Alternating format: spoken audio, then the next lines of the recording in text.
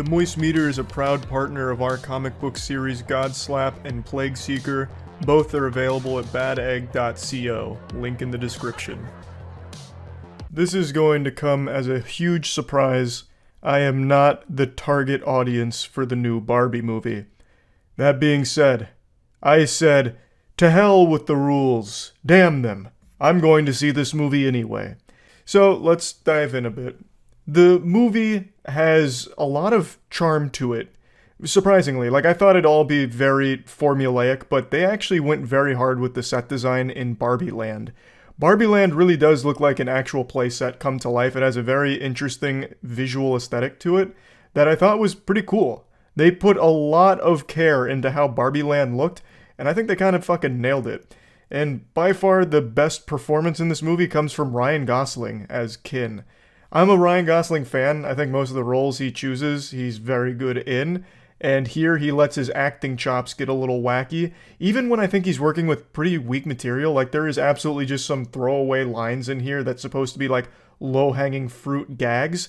Ryan Gosling brings a certain amount of pizzazz to and makes it more enjoyable than it has any right to be. Also, speaking of the comedy, this movie is pretty much a full-blown comedy, though it does want to deliver a message, and it spends a lot of time developing and delivering that message. But the focal point is on the comedy, and in our theater, which was fucking filled to the brim, literally overflowing with human beings here, which I did not expect. I didn't know this movie was going to be this big.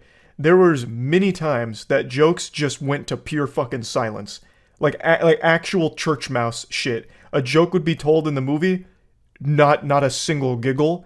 Not even a pity fart out of uncomfortableness. Nothing. Pure silence, like a sensory deprivation tank. There were some jokes that completely missed. But you expect that in a comedy. Not every joke's going to be a heater, but I was pretty surprised at how many didn't land at all. But then there were some that landed in a big way where the theater lost their fucking mind. So it had some high highs and low lows when it comes to its comedy here.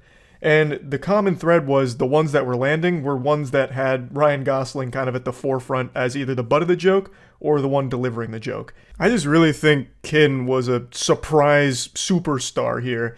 Everyone knew Margot Robbie was going to be a good Barbie, and she is. I think she does a great job in this role here. I think she absolutely fucking nails it. She captures both that, living the perfect life thing, as well as also starting to open up to what it means to be human. I think she really captures both super well, which is really important since it's a big narrative point in the film about Barbie going from the perfect life, every day being her best day, to now humanity has fucking infiltrated her soul out of nowhere, and it's scaring her and she doesn't understand it. She wants everything to be perfect, but starts to come to terms with, you know what? Maybe things are better when they're not all perfect. I thought this was going to be mainly for young girls and in general a younger audience, but a lot of the jokes were a lot more mature themed than I would expect for a kid focused demographic. There was a lot of actually mature jokes in here. She blatantly just drops the word vagina when talking to some dudes, and then Ken's talking about his wiener. It is PG-13 rated, but I thought that was kind of just for show. But no, I was wrong. They really do have a lot more older themed jokes in here, I guess mainly for the children's parents that got roped into bringing them so they're not bored out of their fucking mind watching the Barbie movie. I suppose that would be the play here. One thing I also really didn't understand about this film is it's very clear that the focal point is on Barbie and Ken, in particular Barbie Land, and also the big difference between Barbie Land and the real world when they do eventually cross over to the real world. That's one of the core narrative points.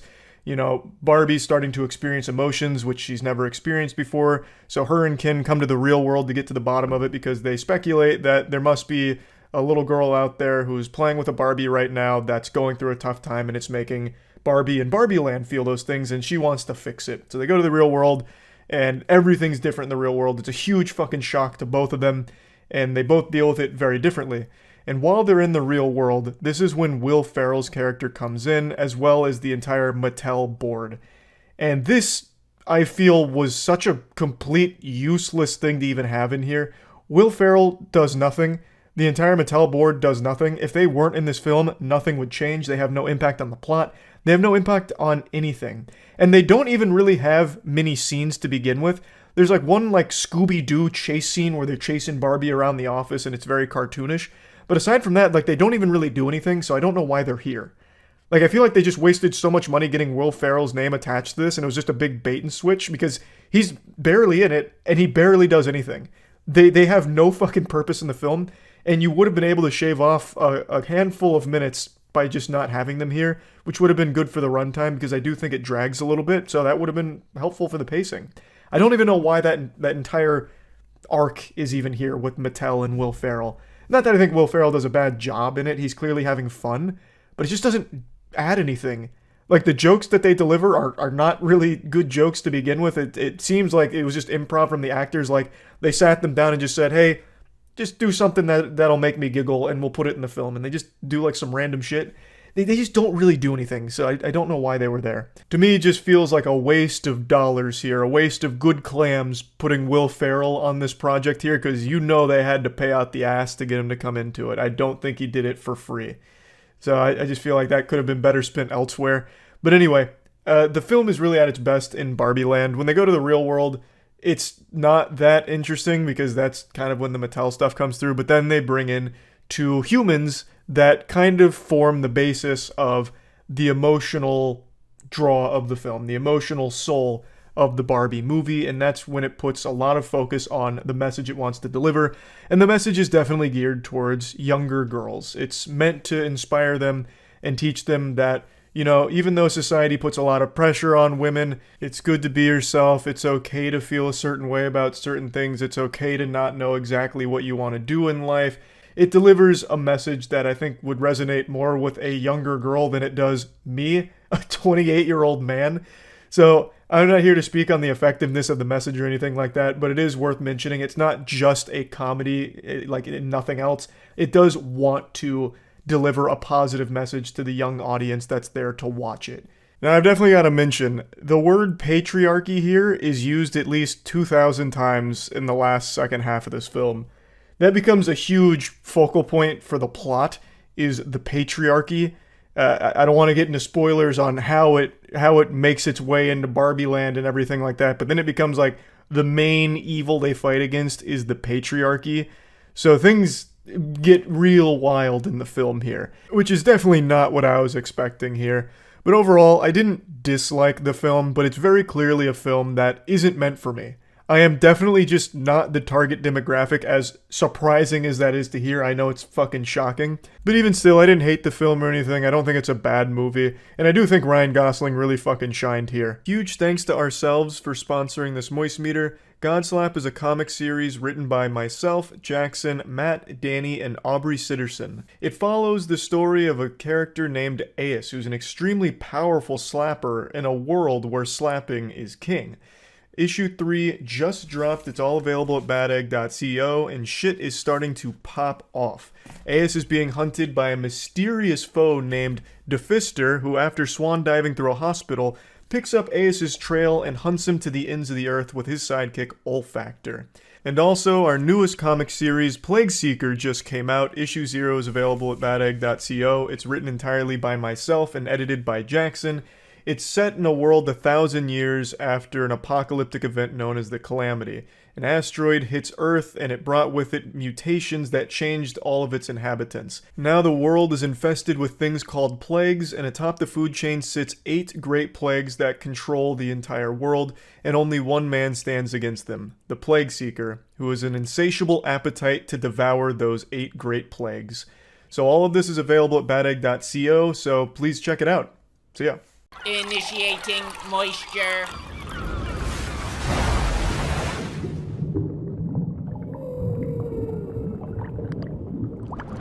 Welcome to the Moist Meter. Today we're taking a look at Bo Burnham's new special, Inside. This is an extremely impressive piece. It's all done by Bo Burnham himself. The filming, the editing, the music, all of it soloed by Bo. Fucking incredible stuff. It's often been said that Bo Burnham has the strength of 10 full-grown men, but with this special he's proved he also has the talent of 10 fully trained producers. When I first heard what this special was about in a nutshell, where it's just Bo Burnham in his room alone with a camera, I expected it to look like a video I'd make where I just sit here fucking limp dick in hand talking to a webcam like a $5 production, but that's not at all what you get with Inside. This looks like an entire full-blown production, lights, camera, and crew, but it's not. It's Bo. He uses extremely clever shots, it's framed beautifully, and it's really rapid too during the songs. There's always a lot going on with him changing backgrounds on the fly using pedals, or just having a lot of different lights going on at different times. He makes so much happen with so little. And it really does look like a full studio is behind the production, so it's extremely impressive what he's able to capture here. It's not just like boring static shots of him sitting in a room. There are some shots where it's him in a room, but it's usually there to just deliver the idea that you are watching a miserable guy. That's kind of like the theme of this. You are watching one guy who's not happy live his life and then occasionally try and make you laugh, even though he himself doesn't seem to be very happy. It's pretty sad. I know some people call it a deranged masterpiece. I think that's going a bit far. There's nothing really deranged about it. It's an extremely normal guy going through hardship, and you watch it as a spectator, and sometimes you point and laugh at it because he wants you to, and he's good at making you do that. I wouldn't say it's necessarily a great comedy. There's no moments during this where I just busted a gut laughing, just like fucking Santa Claus belly laughing at it, slapping my knee. But there's some very clever jokes in there, and the songs that he makes are bangers. His songs are extremely catchy. My favorite song is the sexting song he made. I thought that one could be something that'd be bumping at a club right now. Second favorite was the song about the internet, everything, all the time. All of them are good. There's no real bad songs in there, but they're not all gonna make you like laugh out loud or anything, and I don't think that's what he was trying to do either. I feel like a lot of people are gonna resonate with the character being Bo in this case, and see a lot of their own personal experiences reflected in this special. He immediately comes out of the gate, raw, no rubber, telling you straight up it's going to be all over the place, and it is. There's really nothing that connects one scene to another scene here. It's just a lot of different things all put together, and it really is just like a look at one guy's unhappy experience being inside so much. And I feel like a lot of people will relate to a lot of what they see and hear from him, especially when it comes to just like the general gist of making goofy songs while alone. Like I do that shit all the time, and sometimes I even write down the lyrics. Like I've had this down here for like a year. I'm talking curtains of beef, vaginal queef, labia look like a Christmas wreath. Yeah. Like I write that shit down because I just come up with like dumb lyrics sometimes and then just put it down. And I feel like a lot of people do that. The name of that song was Ass and Titties or some shit. I don't remember what I was calling it. But yeah, I just feel like a lot of people will see this and be like, oh yeah, I get that. But I also feel like a lot of people will watch it and completely miss the point or just not be super interested in it. Because like I said, it is all over the place. There's not like a story to be told here where you follow a hero's journey to slay a dragon and fuck a girl in the ass or something. Like it's just a very matter-of-fact look at a guy who's very upfront with how unhappy he is throughout the entirety of it. I also think he's extremely honest when he says, I'm doing this because the work keeps me distracted. I really believe that's 100% what this project was. He wanted to kind of go back into comedy, but then the quarantine hits and he just drowns himself in the work being this special. He wanted to do this and he kept himself focused on it. So he really put everything into this production, and he did it for a full year, and when it was nearing the end, he got very sad because then he wouldn't have the work to focus on, and he really needed the distraction. Like, I really think it's a pretty genuine look at Bo Burnham, and probably a pretty important look for a lot of other people that might be feeling similar things. It's just really well done, it's impressive, it's honest, and it's really well put together, especially as a one-man production. But I do feel like not everyone's going to appreciate it because, again, it's not the greatest comedy. A lot of it's not even focused on making you laugh. So for the people going in here expecting like a hardcore focused comedy, I think they might leave a bit disappointed if they're not open to the idea of Inside and what it actually aims to deliver. So plugging Bo Burnham's Inside into the moist meter, I'm giving it an 80%. I think it's an extremely impressive piece that is not going to be for everybody.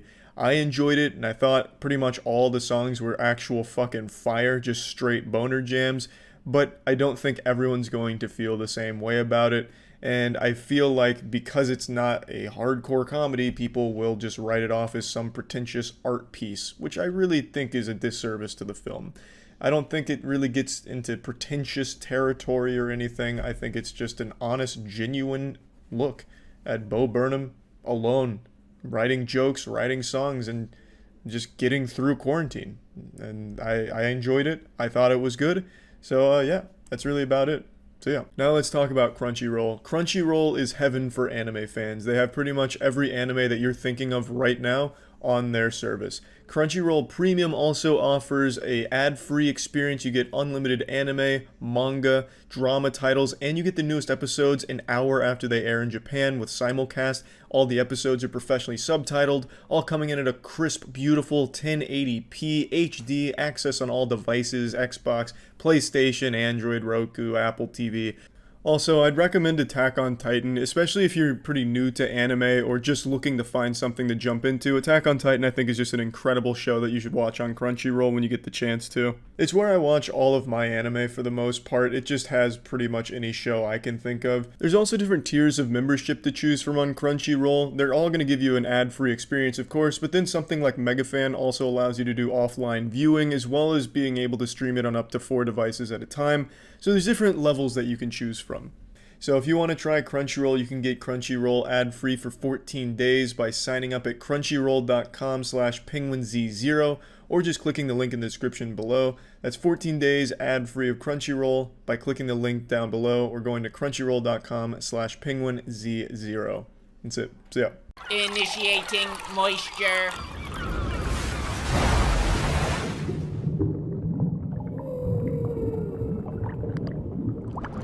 Welcome to the Moist Meter. Today we're taking a look at King of Staten Island. I actually had no idea what this movie was going into it. I thought it was a crime movie with Pete Davidson as a minor character, like a fucking getaway driver or something.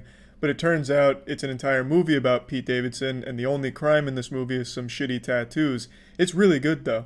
I really enjoyed this. Now, I'm not too familiar with Pete Davidson's work as a stand-up comic. I'm only really familiar with him from SNL, and I fucking hate SNL, so it's not like I'm a huge Pete Davidson fanboy, but after this, I am quite a fan. His performance in this movie is really good, both on the drama side of letting you see how emotionally vulnerable the character is and letting you kind of feel that, and just the comedy side, because some of the jokes are actual bangers. Not every joke is great, not every joke's going to make you laugh out loud, piss your pants, you know, they're not all side splitters, but there definitely were a few that got a good giggle out of me from Pete Davidson and from Bill Burr, who's also in this movie with a big role. It's a talented cast and they do a great job. And this isn't the kind of movie I typically enjoy, these very character-focused pieces, because I feel they start to drag after a while, because a lot of it's just a character silently going through some very hard shit.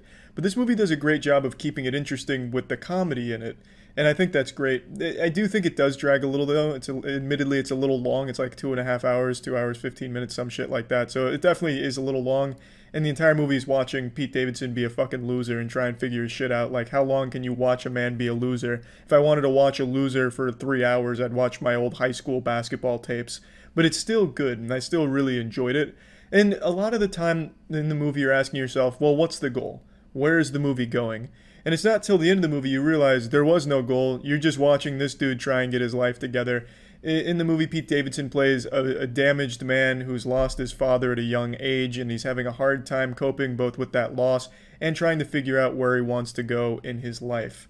And then his mother starts to move on, finds another man who's Bill Burr. Bill Burr's got a girthy cock, according to his ex-wife. So now Pete Davidson needs to come to terms with the fact that his mom is moving on and is now riding a turbo dick from Bill Burr. And it's a movie that has you very invested in the characters. I think it does a good job with every character and their dynamic. I also just think Pete Davidson's character, Scott, is a character a lot of people that watch this movie can relate to. Mid-20s, still not sure the direction they want to go in life, and just being dealt a bad hand. And it's all about finding ways to overcome that and still follow a dream. Yeah, actually not really, that's a bit of a reach. The movie's genuinely a montage of Pete Davidson being high and fucking up until the end, when there starts to become more of a purpose and something to glue everything together. After witnessing, Pete Davidson getting rim jobbed with the consequences of his fuck-ups, and he starts to finally find his footing and find a path. And I really just don't have any negative things to say about this movie. I enjoyed it. I had some good giggles. The only downside to the movie is its length. I think it's definitely longer than it needs to be. It feels like it was stretched out just for the sake of just getting a little bit more Pete Davidson, Bill Burr action in there, which isn't the worst thing, but I do think it is longer than it should have been. And I want to say again, I've mentioned it before, I love that the new movies are going to streaming instead of theaters, since theaters are extinct now, because I got to pause this movie and take a shit during it, which I just can't do if I went to a movie theater, because then I'd miss too much of the movies. I have to like hold in my shit like I'm smuggling drugs in my ass for the last like hour of the movie, and then I have to drive home uncomfortable, fucking borderline shitting my pants the entire journey home, whereas watching it on TV, just pause it, go drop my steaming loaf, come back, don't miss a thing. It is fantastic. So I think that's great too. Plugging this movie into the moist meter, I'm giving King of Staten Island a nice 85%. It's a movie that I really enjoyed. There's really nothing overly negative to say about it. I don't think it's like a must-see movie or anything like that, but I think it's a very good movie in what it wants to be. As a dramedy, it excels, in my opinion, and I think the character is a very strong character that I think will resonate with a lot of people who do watch the movie, and Pete Davidson, Bill Burr in particular, they absolutely crush it in this. So, yeah, just a good movie overall. That's it. See ya. This episode was brought to you by Surfshark. For 83% off a 2-year plan, visit surfshark.deals/penguin. Initiating moisture.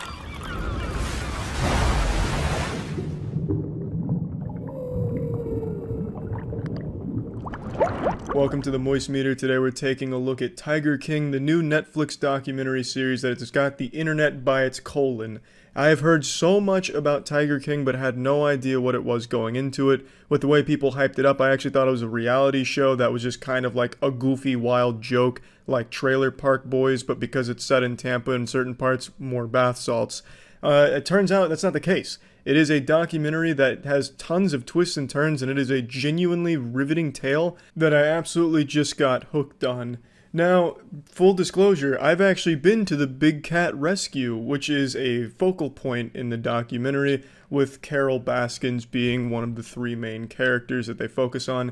In this documentary, without spoiling anything, there is no good guys in it. There is no one that you can really root for, get the foam finger out and cheer for or anything like that. Everyone does some shitty shit, some real sketchy, shady business goes on, and it's not something you'd expect. And the places it goes get really dark really quickly. It's just this wild scheme of crazy shit that happens. Now, I do want to say, I think the show has been overhyped. With the way it was described to me during streams, I have expected aliens to come in by episode 4 or 5 and start taking the stage and playing a role, like the puppeteers making them dance or something. So I do think the hype is a little fucking crazy, and it doesn't live up to that. But that's to be expected when something reaches this level of hype. You have people going around fucking forming urban legends about it, like, when you watch Tiger King, you'll never be the same. Are tigers even real? I don't know anymore after watching Tiger King. Oh, I bet reptilians are real. I saw Tiger King. I'm kind of enlightened now. She did it. Oh, sorry, I forgot you hadn't seen Tiger King. That doesn't make any sense to you, huh, you fucking idiot? If you go in expecting that level of, like, godhood and just mystifying action, you're not gonna find it with Tiger King. I think the hype train on it is really extreme for what it is, but for what it actually is really entertaining. I really did enjoy it, start to finish. Like I mentioned earlier, I've actually been to the Big Cat Rescue, and from what I experienced when going there, it seemed like a really wholesome facility, and pretty much all the staff seemed like genuinely good people. Granted, Carol Baskins wasn't haunting the grounds that day or walking around or anything, so I have no experience personally with her. So all I can say is I did appreciate what I saw at the Big Cat Rescue, and from what I've heard and what I've been told, the actual work done there is good. But, I mean, after seeing Tiger King, it's hard to really support pretty much anything in there after seeing just what kind of crazy shit goes on behind the scenes. It is really an eye-opening documentary, as well as just a genuinely entertaining one and just a pretty wild ride. It's one that I can't really get too deep into without spoiling things for you, but it goes places you would never expect given the premise of the show. So, I'm just going to say I think it's absolutely worth your time if you're interested in a pretty interesting story that's true, and just a really well-produced documentary.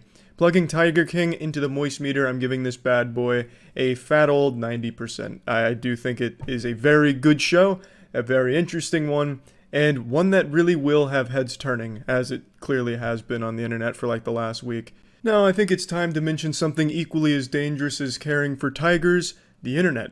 As we've talked about before, the internet is a scary place. There's plenty of horror stories to go around. I don't need to put the wet nightmares and the fear of God in you telling you more. That's why I'm going to talk about Surfshark again. Surfshark is a VPN, a very robust VPN with a lot of interesting features and some very good things. I'm sure we're all familiar with VPNs these days because it's pretty much a necessity around these parts, because as the internet continues to evolve, so too do a lot of negative things about it. And VPNs like Surfshark really help alleviate that problem, that fear. When using Surfshark, all of your data is encrypted that you send online, and also it helps just in general entertainment. Let's say there's something exclusive to a Netflix region that you're not a part of, you can use Surfshark VPN, change your location and get access to that, and just have a good old time kicking back and watching something on there. I think VPNs, I don't even need to preach to you just how effective they are and what good they do. It keeps prying eyes away from your data. Surfshark doesn't even have your data. It's just an extremely helpful tool, especially given the current climate of the internet. So I'd highly recommend using Surfshark VPN for all of your VPN needs. If you're interested in checking it out, you can find it at surfshark.deals/penguin to get 83% off of a 2-year plan plus a free month. That's surfshark.deals/penguin, 83% off a 2-year plan and a free fucking month, baby. This episode is brought to you by Raycon. Initiating moisture.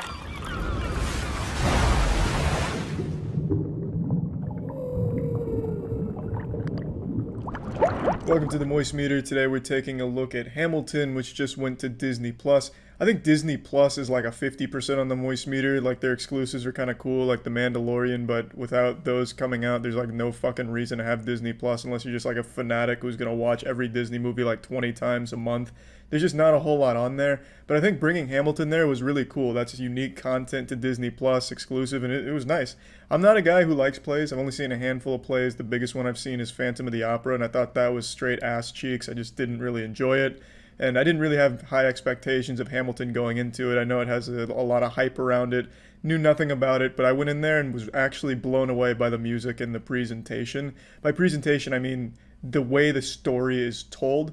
It is entirely in raps and rhymes for the most part. Like, there's very few times where lines aren't raps. And I thought that was really, really impressive considering it's like 2 hours and 40 minutes, I think. So that is a lot of fucking bars that are being spit constantly. I genuinely can't understand how the actors could even remember that many lines and to actually get it that accurate. Like, every single rhyme is right on beat. Everything is fucking perfect. Unbelievable. Absolutely unbelievable. Hats off to every actor, every cast member involved in this production, because it really is super impressive what they were able to accomplish on that front. So yeah, the music, the most important part of the musical is extraordinary in this, and I was expecting it to be like every other musical where all the music just kind of sounds like the same.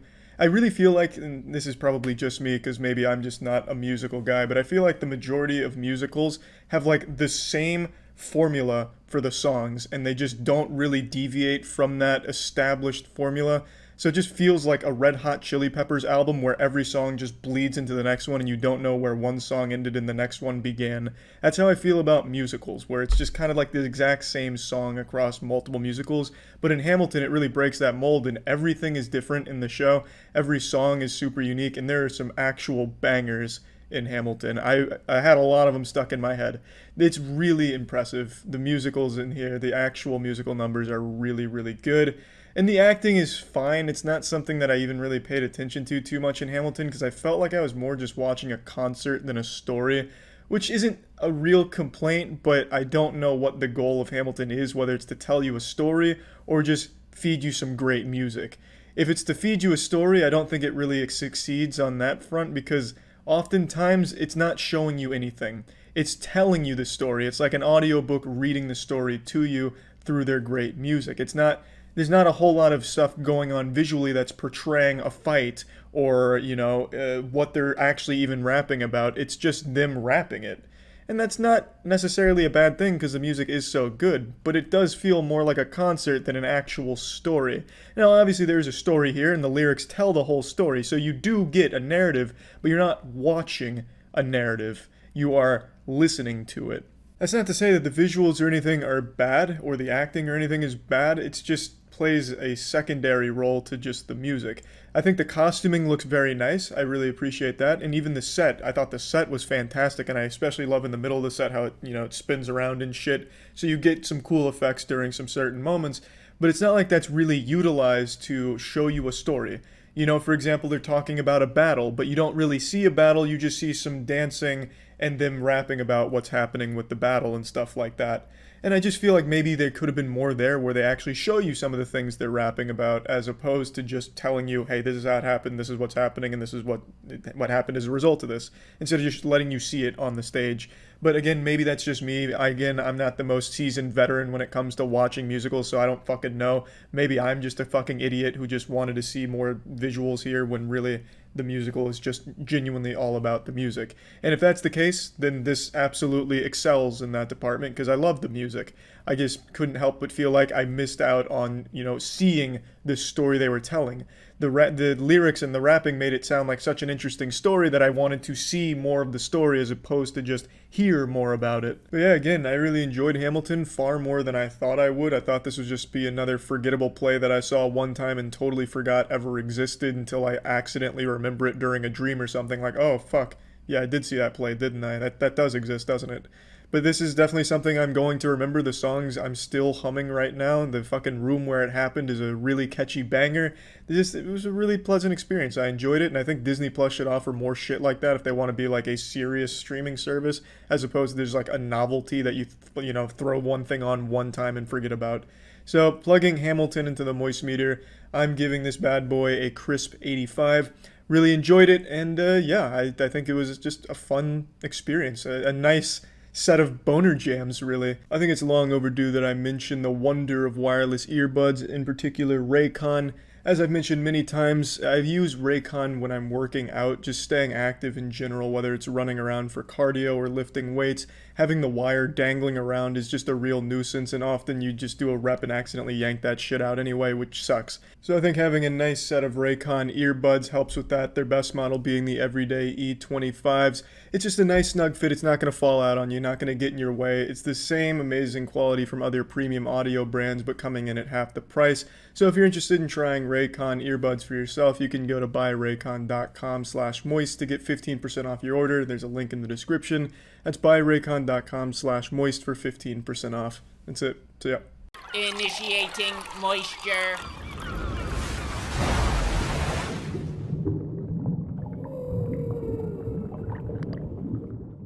Today's a big day for the Moist Meter. Today it loses its virginity in a new genre.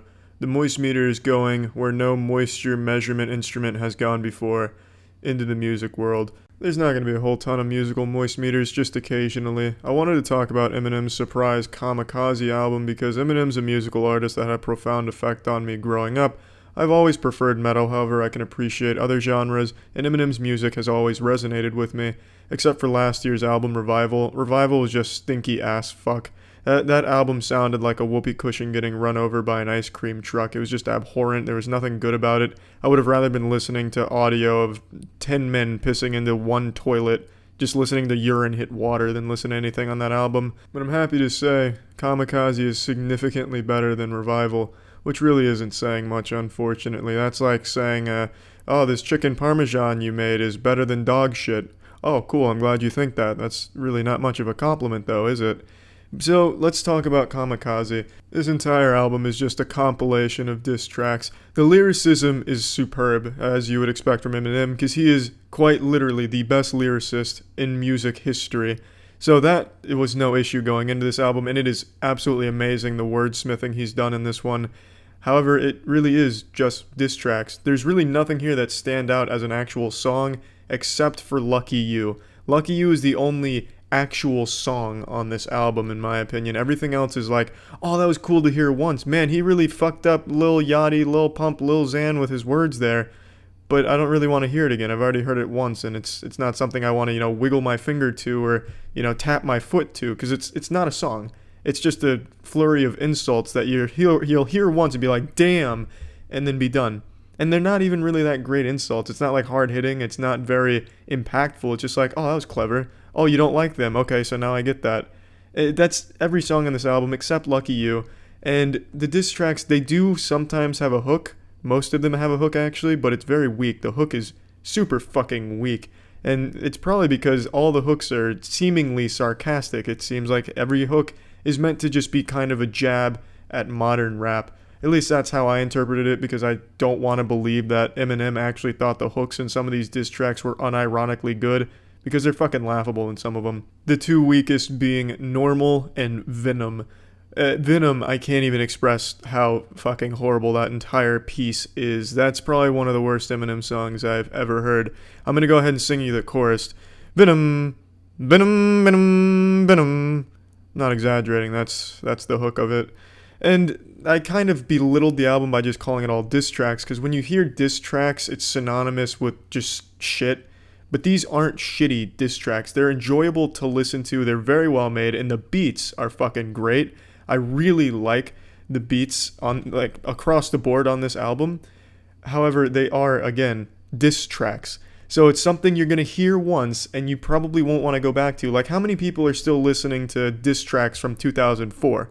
It's good in its time, but it's not something that you're going to keep on your iPod or, oh Jesus, how fucking old am I? I still use an iPod, so I say iPod, but it's not something you're going to keep listening to, next year when all the beef is past. It's just not a song. It's just, here's something I don't like, and I'm going to tell you I don't like it in a fun way. That's fun to hear once. And that's good in an album, but it shouldn't be the entire album. Also, be prepared to hear him bitch and whine about how poorly Revival did in every single track on this album. That is a focal point of every song, is mentioning how awful and shitty Revival did. So get ready for that. Overall, though, I think the album is okay at best and good at points. I'm not a musical critic. I'm not going to sit here and break down each and every song and talk about, the notes hit, the different rhyming schemes and everything. I just want to talk about the overall product here and what to expect. You shouldn't expect old Slim Shady type shit, because you're not getting it here. What you're getting here is just great wordplay and anger at modern rappers, people. It's just diss tracks. It's an album of diss tracks. It's like a scrapbook of people with, like a yearbook picture with an X through it. That's basically what this whole album is. Let's go ahead and plug this shit into the Moist Meter. I'm giving Eminem's Kamikaze a 60%. It is, again, an alright album. It's above average. His lyricism is still unmatched, and he really flexes his scrotum here with how great he is with rhyming schemes and just coming up with really good puns, punchlines, and just incredible, great wordplay. And that is something I've always admired about him, and he hasn't lost that. And that's great. But that's about the best compliment I can give the album. Lucky You, though, the song I mentioned earlier, that's a fucking banger. I really liked Lucky You. So even if everything else on this album wasn't that great, the album was worth being released just because Lucky You was so good. That's it. See ya. This episode of the Moist Meter was brought to you by NordVPN. Initiating moisture.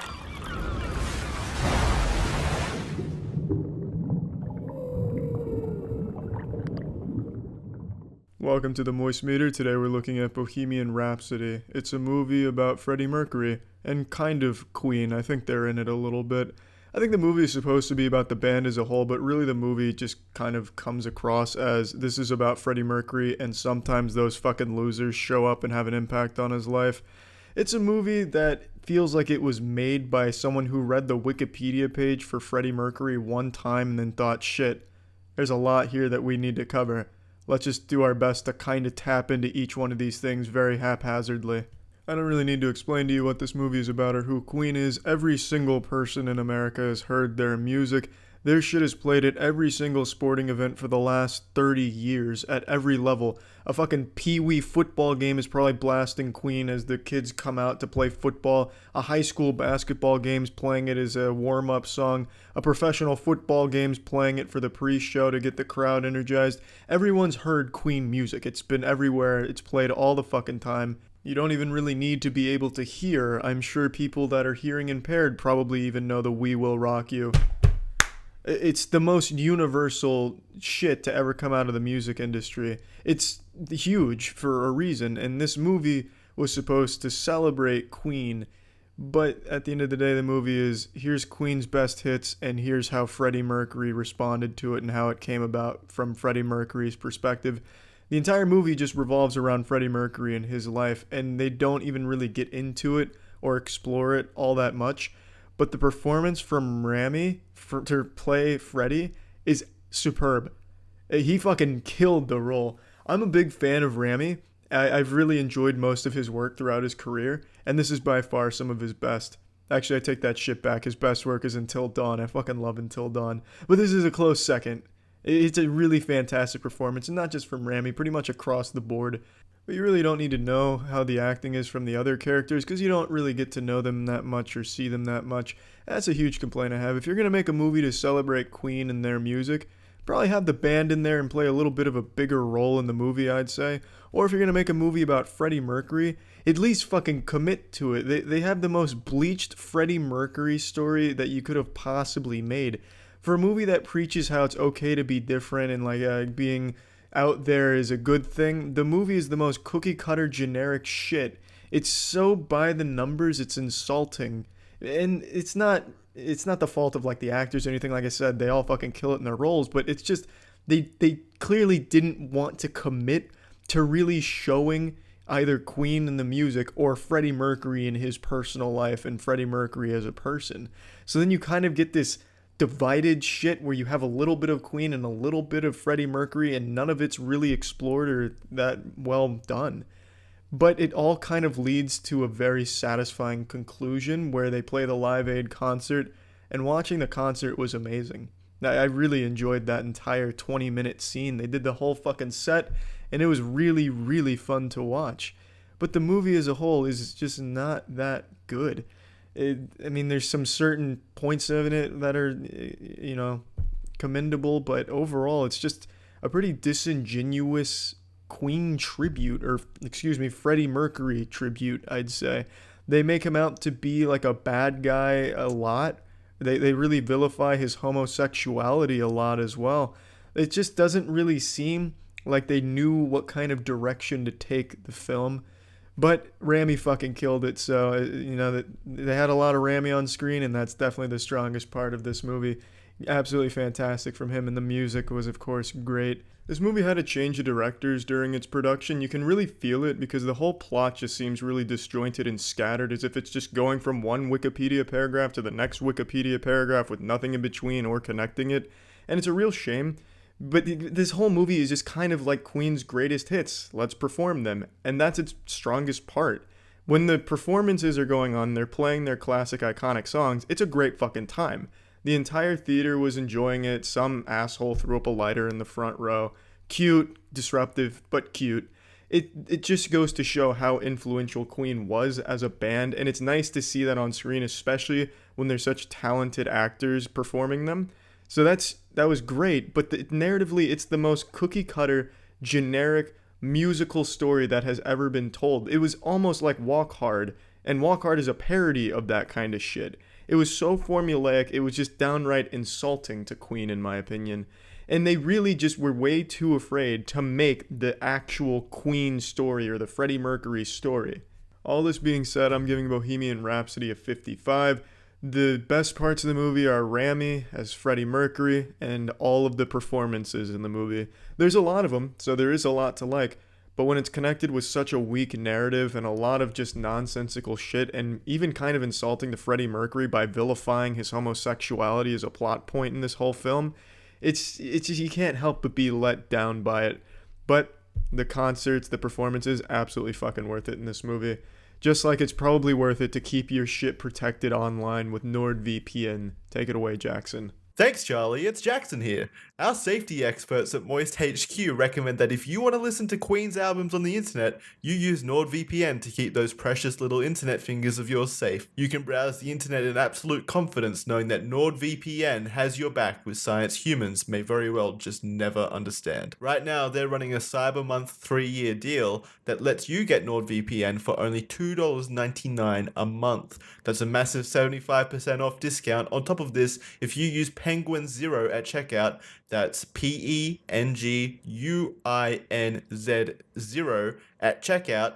You can get 1 free month of protection on top of that super special deal. That is what is known in the biz as a pretty moist deal. Go check them out and stay safe. Initiating moisture.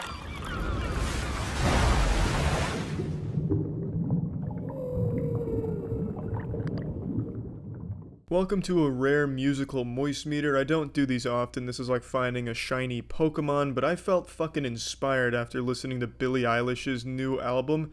Now, most of you know that I mainly just listen to metal music and really obscure bands with like 200 views on YouTube and 10 subscribers, but I'm more than just a limp-dicked metal hipster. I also fuck with some pop music, and I've never fucked so hard with pop music as I do right now with Billie Eilish. Her shit slaps. So her new album, When We All Fall Asleep, Where Do We Go, is a goddamn banger. That shit tickles my butthole from start to finish. There's a couple songs I don't care much for, but for the most part, that entire album, an absolute joy to listen to. She's got a very unique sound and a very recognizable style that really goes, I wouldn't say against the grain, but really is different from most of the shit you hear in the modern formulaic pop world. Modern pop is kind of like a hemorrhoid, and Billie Eilish is the preparation H healing it. I fucking love the entire record, but I'm gonna go ahead and say the ones that I didn't really care for, I wasn't a fan of like the overly melancholy and slow songs like 8 or Listen Before I Go or I Love You. I don't think they were bad songs, but it's nothing I'd go back and listen to again. It just felt pretty, safe and something I've heard a million times before. Now, everything else, however, is very different from the shit I was used to from the pop world. My favorite song on here is Bury a Friend. That shit's a goddamn banger, and the music video is fucking nice, too. That song gets stuck in my head so often. It is so good. I just really like that goddamn song. I love the horror undertones to it, and I really enjoy the beat and the vocal melody on top. The whole goddamn song is a masterpiece in pop. I also think Ilo Milo is a sleeper hit on this album. I haven't really heard anyone talk about that, but that shit bangs as well. I really, really like Ilo Milo. Like, the beat in that song sounds like something you'd hear in a 2007 YouTube tutorial, like 009 Sound System. It has like that same style of beat, but with really fast lyrics and a much faster beat. It's a very interesting sound that's pretty nostalgic. Even though it's a new song, it elicits a feeling of nostalgia and erection. It's a great goddamn song. I really like Ilo Milo. When the Party's Over is probably one most of you are familiar with. It's the one where she has like the black tears running down her face in the music video. I never much liked that song. It's not bad, again, but I don't much care for it. It's okay. I think the music video is good, but the song's just not my personal taste. I just think the album's at its weakest when it's doing that same formulaic, soft-spoken indie girl shit with no spins on it or anything like that.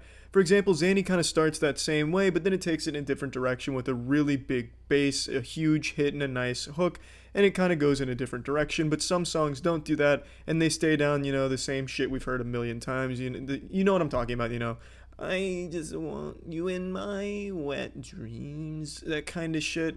And that'll go on for a whole song, and it's not bad. I don't think it's bad sounding. It's just not my personal cup of tea. I find that just to be very by the numbers and safe. But I think overall this album hits like a motherfucker. Bad Guy, Zanny, Wish You Were Gay, Bury a Friend, Ilo Milo, My Strange Addiction. All of them so goddamn good. Some boner jams that I will no doubt be bumping for a while. So let's go ahead and plug this shit into the moist meter, giving Billie Eilish's When We Fall Asleep, Where Do We Go a 75%. I don't often do moist meters for music, and I don't plan on making it a habit, but I just listened to this album, and goddamn it, I wanted to talk about it, because this shit is really impressive. For the first time in a real long time, I am a big fan of a modern pop artist, so fuck yeah. Good shit, Billie, if you're watching. Take it easy, everyone. See ya. Initiating moisture protocol.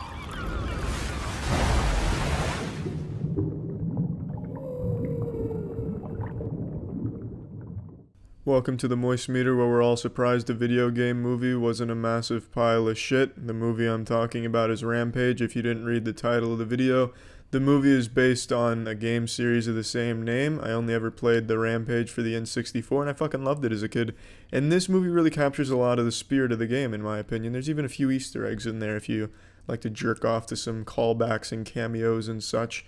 Now the movie story, it's very simple. An evil organization creates a pathogen, space station explodes, which has the pathogen, and it drops 3 of them into some animals' areas right to their fucking doorstep, like a Blue Apron delivery. They inhale the pathogen, and it makes them super aggressive and super big.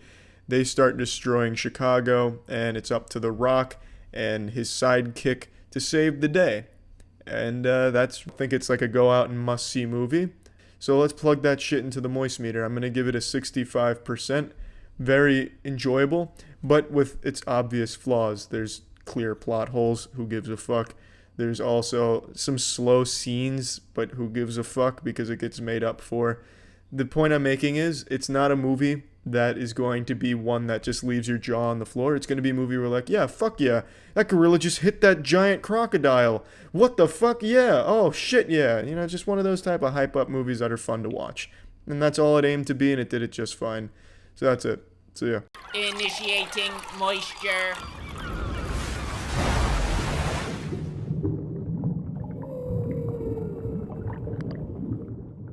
What's fucking Black Mirror fans? Welcome to the Moist Meter, and today we're looking at Bandersnatch. Everyone's talking about this movie, so I made sure to check this shit out, and I absolutely don't regret it. I'm not a big Black Mirror fan, it was never my cup of cum, but I definitely was kind of excited to see this one after all the praise it's been getting, and goddamn does it live up to the hype.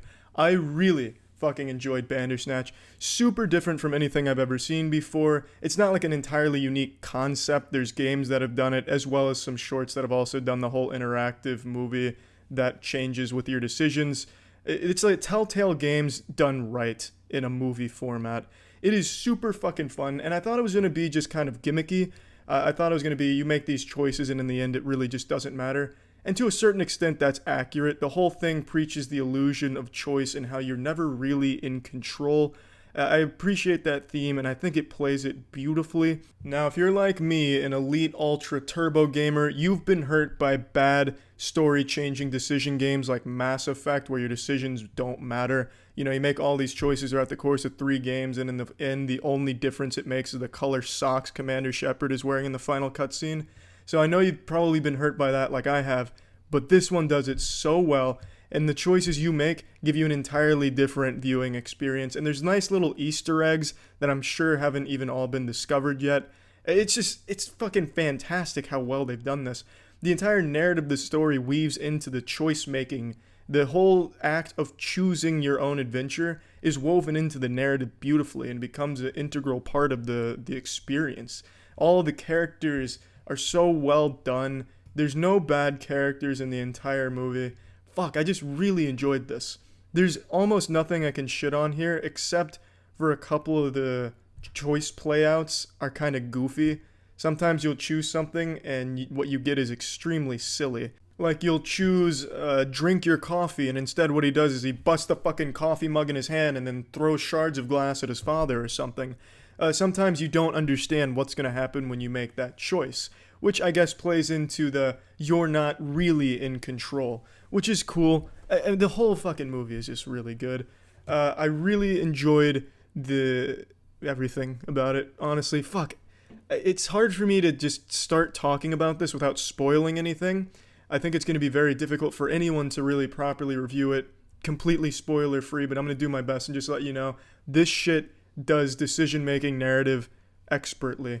The few complaints I do have, though, are it kind of starts off a bit slow. It seems like the decisions you're going to be making are trivial ones that don't matter, and there's also a lot of hand-holding in the beginning. For example, you'll make a choice and the game will immediately end, the movie will end and tell you to go back and make the other choice.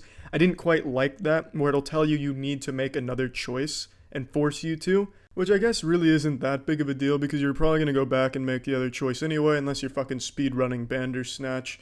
I don't think the interactivity of this movie will be something that changes the game or anything. I feel like it really only works with this because the whole story was created around it, and the actual viewer interaction of the movie is played into the narrative of it.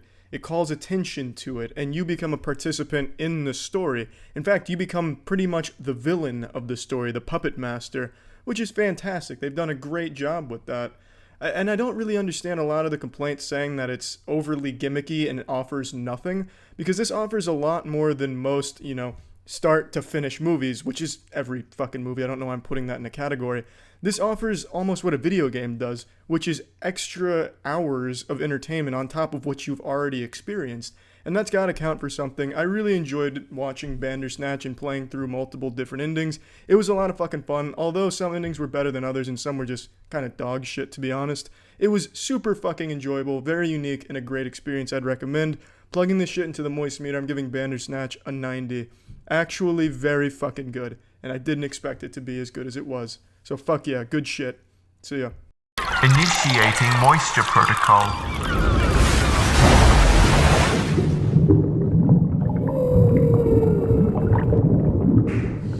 Bad Samaritan, bad Solarian, bad Scarrigan, bad salmon, bad marketing. I guarantee you've never heard of the movie Bad Samaritan because there was no marketing for it at all. This movie was dead on arrival. It is in the top 10 lowest grossing opening weekends ever. It's number 8. It grossed 1.7 million on so far, and that's abominable. Usually when I go to see a new movie, the conversation my girlfriend and I have is, should we get tickets ahead of time? Like, what if they're sold out? Or what if the seats are shitty? The conversation we had this time is, are they even bothering to sell tickets to this movie? Have they even heard of it? Are they showing it? This movie I have never heard of until I looked online to see what was playing, and I saw Bad Samaritan, and I assumed it was like a Bollywood movie translation or something, because, like I said, I genuinely heard nothing about this, despite it actually having some talent in this movie, like some decent-sized names. And it's a shame, because this is a good fucking movie. In a nutshell, the movie revolves around a thief who works as a valet. He steals someone's car, robs their house, but while robbing it, he finds that he has a prisoner, a woman, and then it becomes a mission to save that woman and becomes a game of cat and mouse, and it's really good. It's good. It actually is really good. Now, there's still a lot of problems with this movie. It really drags in some points, and the pacing can sometimes get a little weird, but that's not a huge hindrance. The acting is fantastic, and all the characters are really well fleshed out. In this movie, it really takes everything logical that movies just throw out and just you have to suspend your disbelief. Like, why didn't the character do this or act this way? This movie calls it out. For instance, when he first comes across the girl, he made a silly decision, and then his friend said, why the fuck didn't you do this? And his excuse made a lot of sense. He was panicking, he didn't know when the guy was going to be home, and it's like, okay, well, that's rational, I understand that. And it does that a couple of times throughout this movie. There's still some bad decisions made, but for the most part, everything is very logical, and if a bad decision is made, they justify it really well, which I have a lot of respect for. It's basically calling out the elephant in the room for having a small wiener. And it's just a refreshing movie, really, because it's just a classic thriller. It doesn't reinvent the wheel. There's nothing super crazy about this movie. It just does by the numbers well. And that's nice. It was nice to see, especially going into this with no expectations, because I didn't even know what it was about. I wouldn't be surprised if there's not a single trailer of this movie on YouTube, which is a shame because it is good, and I feel like this movie would have done well with most audiences because it's just well executed. The tense moments are very tense, and the main complaints I have are it kind of gets a little goofy in the second part, like the middle part of the movie. It becomes a plot of revenge, but it's very petty revenge. It's like, I'm breaking up with you, girlfriend, bitch, and here's a titty picture sent around. That was kind of silly to watch. That wasn't very cool or scary or anything. I get why it's there, but it was just still a very silly segment. But overall, the movie's just super solid. It's not really any twists and turns or anything. It's just a matter of catching the guy and saving the girl and not getting everyone around you killed. Solid movie. Let's plug this shit into the moist meter. I'm giving this a 70%. My main problems with the movie revolve around the dragging in certain points, and also there are some silly scenes in here. And in addition to that, there's also some shit where you really do need to suspend your disbelief, because it seems like there was some very easy ways of catching the guy almost immediately that weren't addressed. But very solid overall. It's worth seeing. I'd be very surprised if this movie even got over 5 million overall in its whole run, because there is no marketing for this. Even walking through the theater where they have every single movie playing with posters, there was no poster for Bad Samaritan. And unsurprisingly, my girlfriend and I were the only ones in the theater. It's a shame, but it's a good movie. That's it. See ya. Initiating moisture.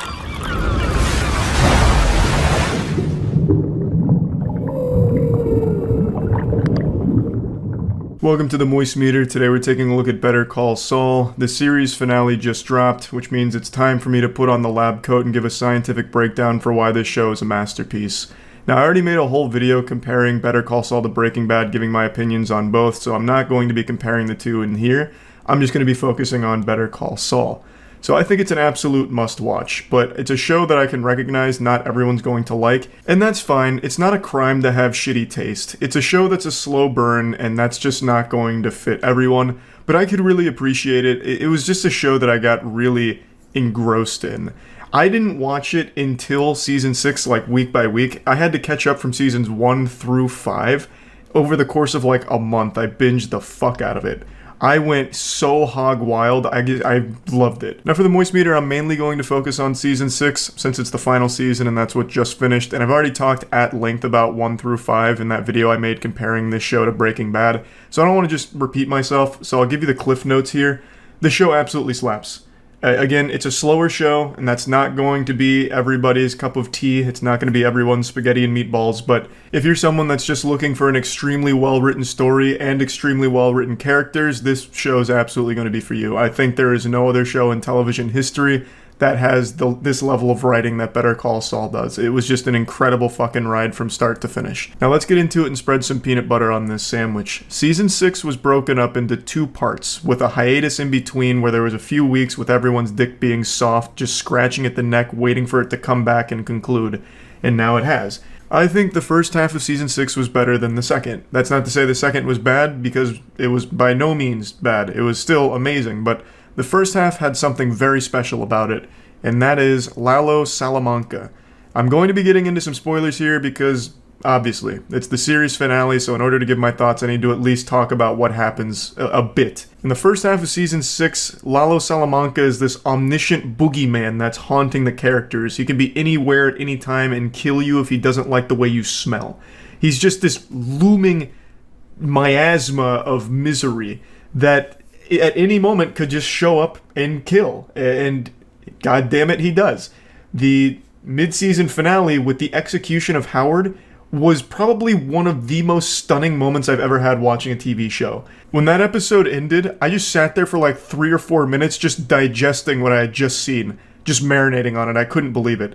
It came out of nowhere, but it's not like it was just shock for the sake of shock or anything. Like, it felt like, damn, this is some Lalo shit. Like, it absolutely made sense, and it was so beautifully done. You know, Howard was a character where you were never, like, rooting for Howard, per se. He was framed as a bad guy, but he was never actually a bad guy.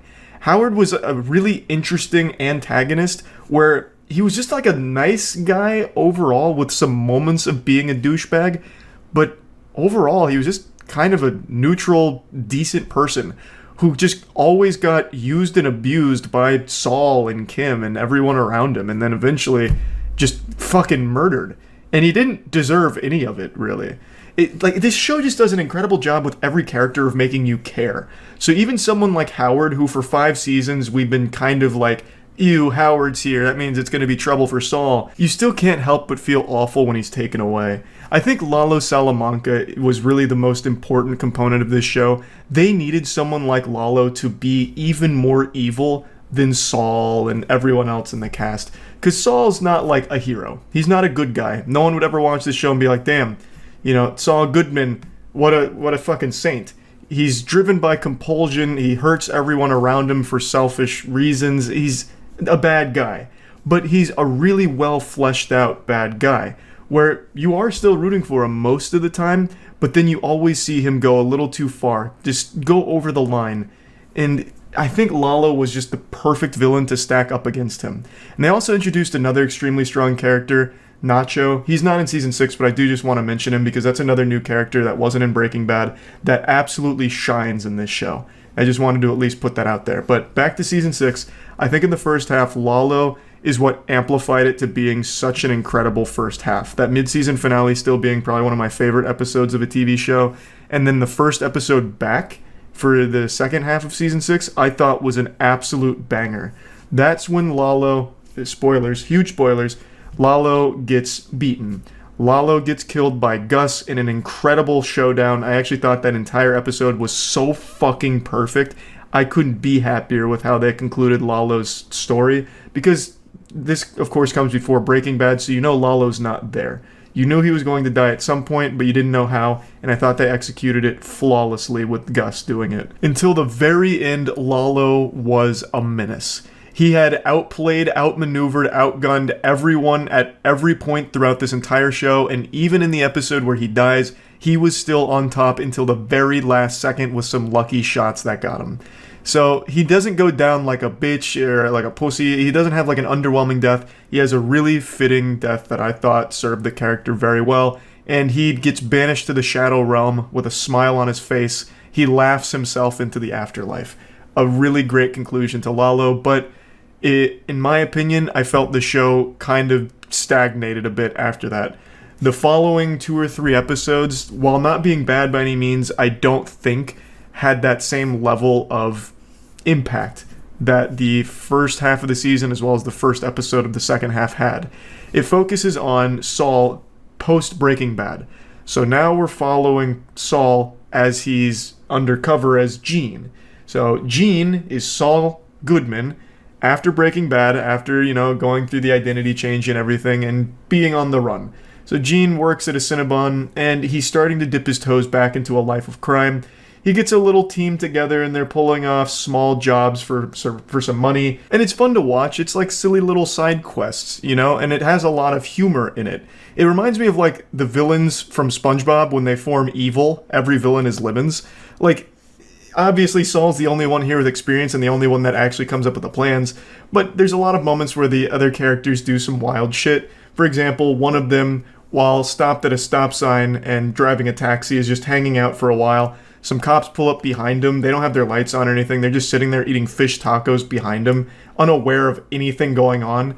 And the taxi driver, who's working with Saul, panics, shifts his car to drive like he's fucking, shifting and Fast and Furious, ready to engage the nitrous oxide boosters, steps on the gas and immediately crashes into a parked car in front of him, which gets him arrested. This was actually the catalyst for Saul's demise. So Saul had earned the trust of this guy's mom. She was an elderly woman, and he had lied to her about a missing dog, and then they became friends, and then formed this group that was robbing people. But when her son got arrested, Saul did what he does, and he lawyered the shit out of it.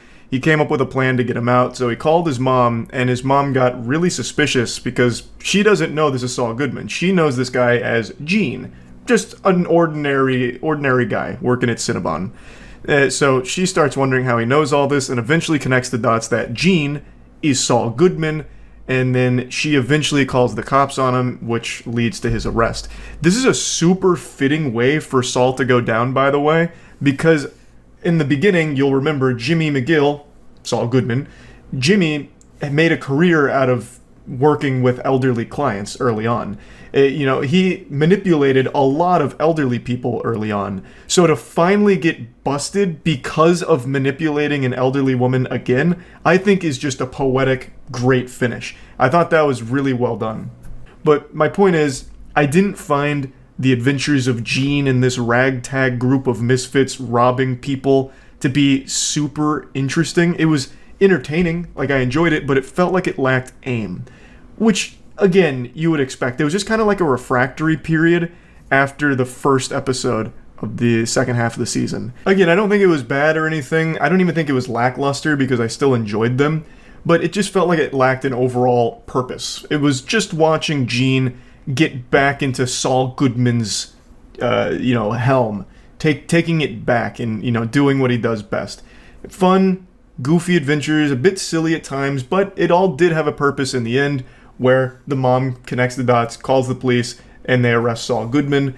And that brings us to the series finale, where Saul Goodman yet again shines. He's able to strong-arm everyone legally, just laying down this fucking smackdown of law, and then even gets Kim out there to witness it, but decides to throw it all away and confesses to every single one of his crimes that we've seen him commit throughout both Breaking Bad and Better Call Saul. He makes a very public spectacle about everything that he's ever done wrong. And the series ends with him in prison. That's all she wrote. I think it's an extremely fitting conclusion. A character like Saul Goodman never deserved a happy ending, but this is about the best that he can get.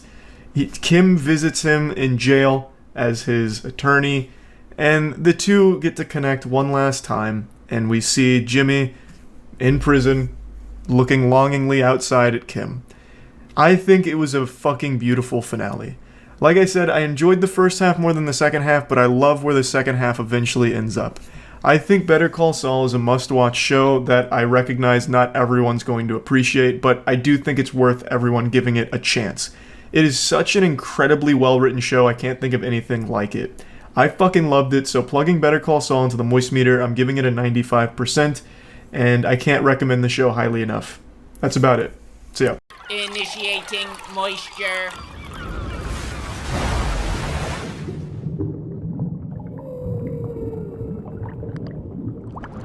Yeah, this movie is fucking great. Chances are you don't know anything about Parasite, haven't seen anything from it, unless you've seen people online constantly praising it and jerking off about it. But they're jerking off for a good reason. This movie is magnificent. In essence, the movie is about rich versus poor. You have a less fortunate family and a very fortunate, very wealthy 1% family. And at some point, one of the children from the less fortunate family begins tutoring the daughter of the rich family and begins to brew a scheme to exploit them. The first half of the movie is spent setting up the difference between the two classes. They use a lot of humor during this period, and the humor for the most part lands. Some jokes fall flat, it could be a translation thing, but for the most part the humor's on point. They immediately show you what it's like being on the bottom of the food chain. They have them, trying to steal Wi-Fi from upstairs. There's a fumigation crew going around. They keep the windows open so the fucking chemicals blow in while they're folding pizza boxes, so that way they get free fumigation. They are not doing well. They're just struggling to get by. There's drunk people pissing on their property, damn near using the drunk man's urine as a shower to save money on water. It is not a good living situation, but at some point, the son gets a break and gets to tutor a rich family for pay. When you see the rich family, it's totally different. It's beautiful. It's an incredible landscape, and quite literally the difference in their social status is shown just in the altitude of where they live. The less fortunate family lives in a basement. The rich family lives in a hilltop mansion. And this changes their perspective on things drastically. For example, a biblical rainstorm blows in, one that would make Moses wet his pants in fear, comes in, and the rich family just views it as just a beautiful thing put there for their own entertainment. This storm is a blessing, they say in the movie. It looks great through their windows. Their son goes out camping in it because to them, it's no big deal. It's just a cute little storm. But to the less fortunate family, that shit is disaster because it floods their home, their basement. It gets ruined. Sewage spraying everywhere. The fucking toilets overflowing, spewing shit out like some type of volcanic eruption of ass feces. It's very different. And they do a great job of showing you all of these things. There's so much attention to detail and so many great shots to establish these things. Even just something as simple as going from the rich house to their own place. The difference in the journey. They have to go down like fucking 50 flights of stairs, like it's a reverse Rocky montage, going from the top of the food chain back down to the basement. It's just a really cleverly made movie that does a great job of bringing you into the universe and making you care about the characters. And they don't set up the rich families like some evil, cartoonishly mustache-twirling evil villains, spitting on the poor. Get away from me. Oh, I must wash my hands now because it was near poverty. Oh my goodness. I won't shit right for a week. I'll have to have 2 maidens wipe my ass. They don't do that. They actually have you care about that family as well. But it shows you the difference, even in the unintentional elitism. It is just so well crafted. I can't gush about this movie enough. The acting is on point as well. It's so good. I really, really cared about pretty much every character, and their performances were super fucking solid. What I imagine the biggest turnoff will be for this movie is it's entirely subtitles. Unless you speak the language, you're going to be reading subtitles the entire movie. So if you're unaccustomed to that, like if you don't watch anime, if you haven't opened your third eye and started anime yet, you're not going to be used to reading subtitles in a movie, I imagine. And for a lot of people, that's probably a turnoff. But I definitely think it's worth it, even if this is your first time reading subtitles in a movie, going in a subtitle virgin, the subs crew coming in. it's definitely worth it. This movie, it has such a clever story to tell. Its humor is great. And at the second half of the movie, there's a tonal shift, a huge turning point where it gets very dark and very serious, very real. And I didn't expect it, and it was so great. It's just this whole movie is really, really good. Plugging Parasite into the Moist Meter, I'm giving it a 95%. For me, it's tied for my favorite movie of the year, tied with Joker. I really can't decide which I like more. They're both great movies. Parasite, though, is something entirely unique that I haven't seen before. I'm unfamiliar with the work of Bong Joon-ho, the director of this piece. The only film I've seen from him is Snowpiercer, which I liked, but he has a whole catalog of bangers, which I'm probably going to go revisit or go visit for the first time after seeing this, because this was just such an incredible display of talent just across the board. Writing, cinematography, just everything. It nails it. It is a great movie that I can't recommend enough. That's it. See ya. Initiating moisture.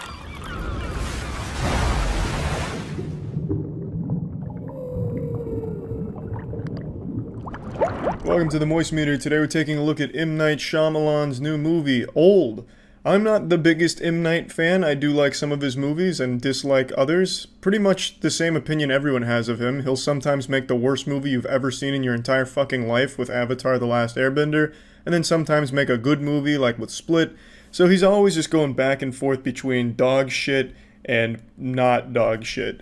So where does Old land on this spectrum? Somewhere in between dog shit and good, so like in that limbo, that purgatory, so maybe like dog urine. I want to make it clear, I don't think it's a bad movie. I actually really like the concept.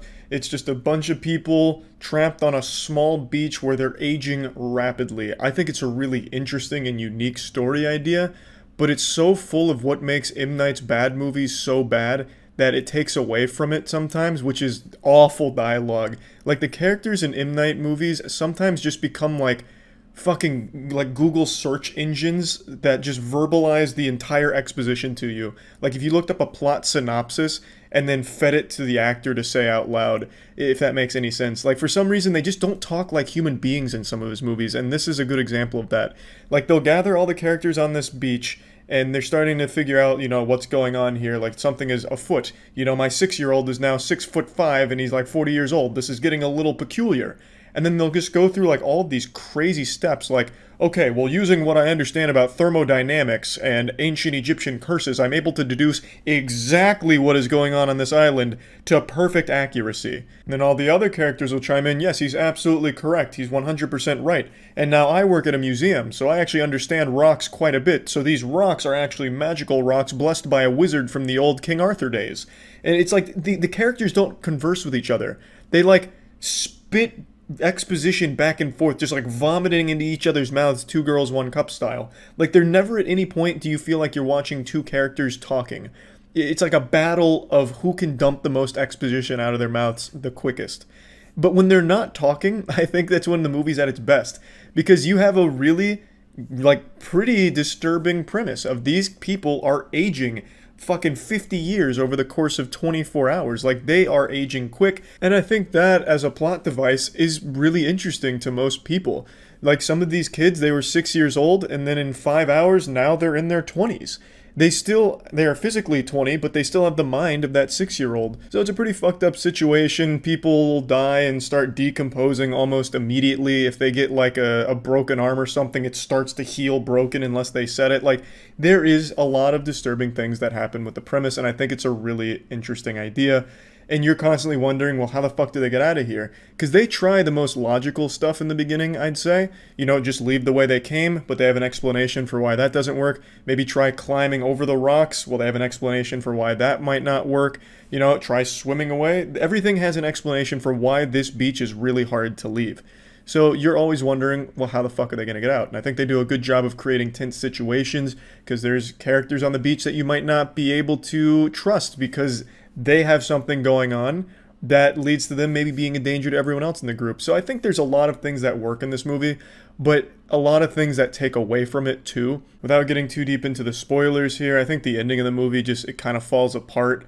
I like the idea he had with how to end it, but I think he was just too afraid to actually end the movie in like a good spot. So instead, like, writes himself into a corner and the ending kind of falls apart and it kind of throws away a little bit of, like, what actually the mystery of what was going on there. I just feel like there was just, at the end, so many, like, lucky breaks that it gets silly. And then to wrap up the way that it didn't match the rest of the movie, in my opinion. I can't really get into it without talking about spoilers, and I'm still debating on whether or not to do like a section of these moist meters for a spoiler talk so I can actually get into it.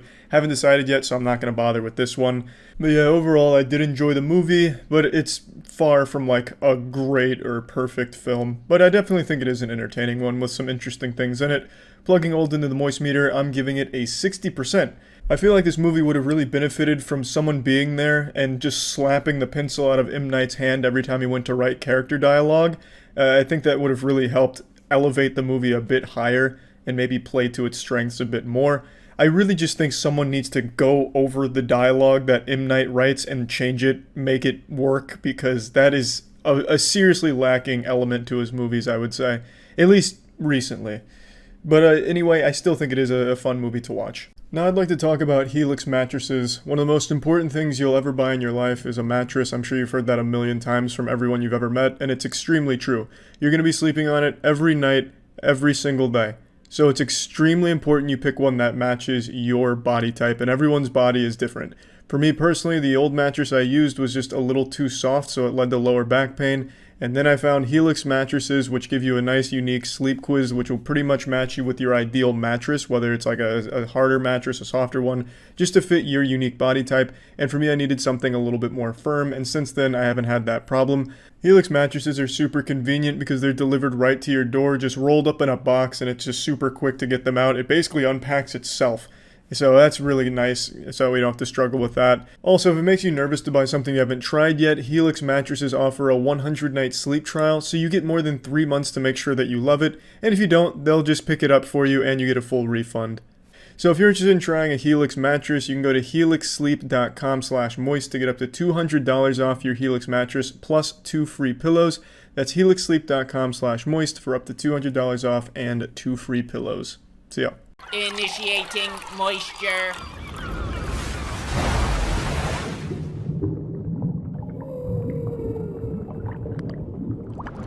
Welcome to the Moist Meter. Today we're taking a look at The Green Knight. I knew nothing about this movie, and I knew even less about the Green Knight lore. I had no clue it was like a 10,000-year-old poem that was written back way before Jesus was even born or whatever. I just knew absolutely nothing about the Green Knight. So I went in here without any expectations, and I gotta say, what an experience. I can absolutely say this is the most unique movie I've seen this year, from the visuals to the music to the set design, costuming. Pretty much every aspect of this movie is unlike anything else that has come out in all of 2021. It's extremely impressive and it looks and sounds extremely good. But not only that, it's filmed in a unique way. It's filmed like it's a fucking riddle that you have to solve while watching it, or like a Lego set without the instructions, and I don't think everyone's gonna like that. I personally didn't mind, though there were some things that I was just a little upset that they didn't give clarity to, that I think were extremely important to at least touch on. Like sometimes throughout this journey of Gawain, they will introduce a character only for them to not exist 30 seconds later. So you're constantly questioning what's real and what's not a lot. And there's constant like abrupt cuts to different things, especially towards the end of the movie, and it just makes you very confused on what's really happening. Throughout the journey, there's a lot of this where there's just like these giant leaps that just don't make a whole lot of sense in the way that the movie flows. Towards the end of this review, I will do a couple of spoilers so I can tell you exactly what I'm talking about and give a few examples. I don't want to spoil too much, but I will do a section for spoilers towards the end, so if you want to know a little more about what I mean, you can stick around. But yeah, throughout this movie, there are times where it's like, why? Or what the fuck is going on? I also don't like sometimes that it takes way too long on a single shot. The intro, to me, was really upsetting, and the biggest culprit of this, for like the first almost 2 to 3 minutes, it is a single static shot of one little area and almost nothing happening, and then it pulls out and then the movie really starts. It's like, did it need to be that long? Like, I understand that it's a slower movie. It's an A24 film, so if you're not a fan of A24 films, you probably won't like this one. I do like A24, and I do like this movie, but I do think that it went a little too pretentious with some of its shots, and it didn't need to be as slow as it needed to at times. There's another scene, and this one's not a spoiler, where it's showing Gawain, and then it slowly, and I mean fucking like the camera's stuck in like thick honey, slowly turns, and it keeps turning and turning and fucking turning. It's like in Austin Powers when he's driving the goddamn steamroller and the guy's just like screaming, ah, and it's like 45 seconds of that. That's that shot, but stretched across 5 minutes. So it turns, 3 minutes go by, and then it does a full 360, so now we're back on Gwen, something's changed, and then it turns again for another 3 minutes.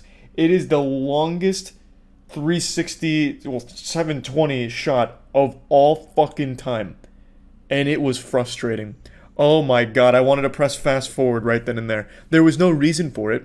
There was absolutely no reason for the shot to be like that. It didn't need to be that slow. If they wanted to do the 360, they could have sped it up by like 2 times, and it still would have been like a minute of turning, and it would have got the point across. It's just, there was times that had shots like that just didn't add anything to it and just made it kind of like a headache for no reason. Overall, though, I think the movie is fantastic. This is not a movie for everybody. It's a slow movie, for sure, but I think it tells a really interesting story, and if you really stop and think about it, it tells a really profound narrative on honor. Without giving too much away with what the movie's actually about, and everyone's going to have their own interpretation, but the way I interpreted the movie, it was Gawain's journey to be a more honorable man, and throughout his adventure, he's tested in a multitude of ways. Whether or not he fails, you'd have to watch it to find out. But I think it does a really good job. It doesn't beat the message into you. In fact, it does very little to even feed you a message or even really tell you a story. It's just connecting, or barely connecting, a series of adventures that Gawain experiences. He made a deal when the Green Knight challenged him to a game, and he intends to honor it to the best of his ability. And I just really think it was a very interesting and very, very well executed movie. I enjoyed it. I do think it's a movie that not everyone's going to like, of course. I know some people are expecting it to be more action-oriented. It's not. In fact, there is no action. There isn't a single scene of action in this film, and I am totally fine with that. In fact, I think if there was action, it would take away from the movie. So I'm just going to go ahead and plug the Green Knight into the moist meter. I'm going to give this an 80%, like a hard 80%, really close to 85, but I'm going to get into spoilers now, so spoiler warning. The reason that I don't want to put it any higher is because I think it gets too ambiguous and smelling of its own farts. For example, the Green Knight is summoned by Gawain's mother, or at least that's what you're led to believe, because her and some others summon the Green Knight, supposedly, by writing a letter, sealing it. The Green Knight shows up with that same letter right after they finish their ritual, so, I mean, there's clearly a connection there, and it's never explained why she summoned the Green Knight. It doesn't seem like she wanted Gawain to die or anything on a journey. It doesn't seem like she even really wanted to challenge Gawain at all if he was even a part of the Green Knight's mission. So it just leaves so many questions as to, well, why did she summon the Green Knight? What was the point? There was just no indication at all as to what her motive was. And I've only seen speculation and theories online with no real evidence to support it, except for a couple, like some of them saying she wanted Gawain to be a more honorable man, so she summoned the Green Knight hoping that Gawain would pick up the challenge and become a better knight or something and then take the throne. But this is all just guessing. There's really nothing in the movie that leads you to believe that was the motive. There's nothing subtle hidden in there that I could pick up on. Maybe I'm too dumb. But if you can't answer the question of why was the Green Knight there, which is the whole fucking, plot device of the movie, the whole thing that starts the narrative, well, then it doesn't work that well. You just have to accept, okay, he's there for whatever reason. Doesn't matter. Everything that matters is him getting there. I just think it's a huge misstep not at least giving some kind of guidance to the motive of the Green Knight being there and why Gawain's mother summoned him.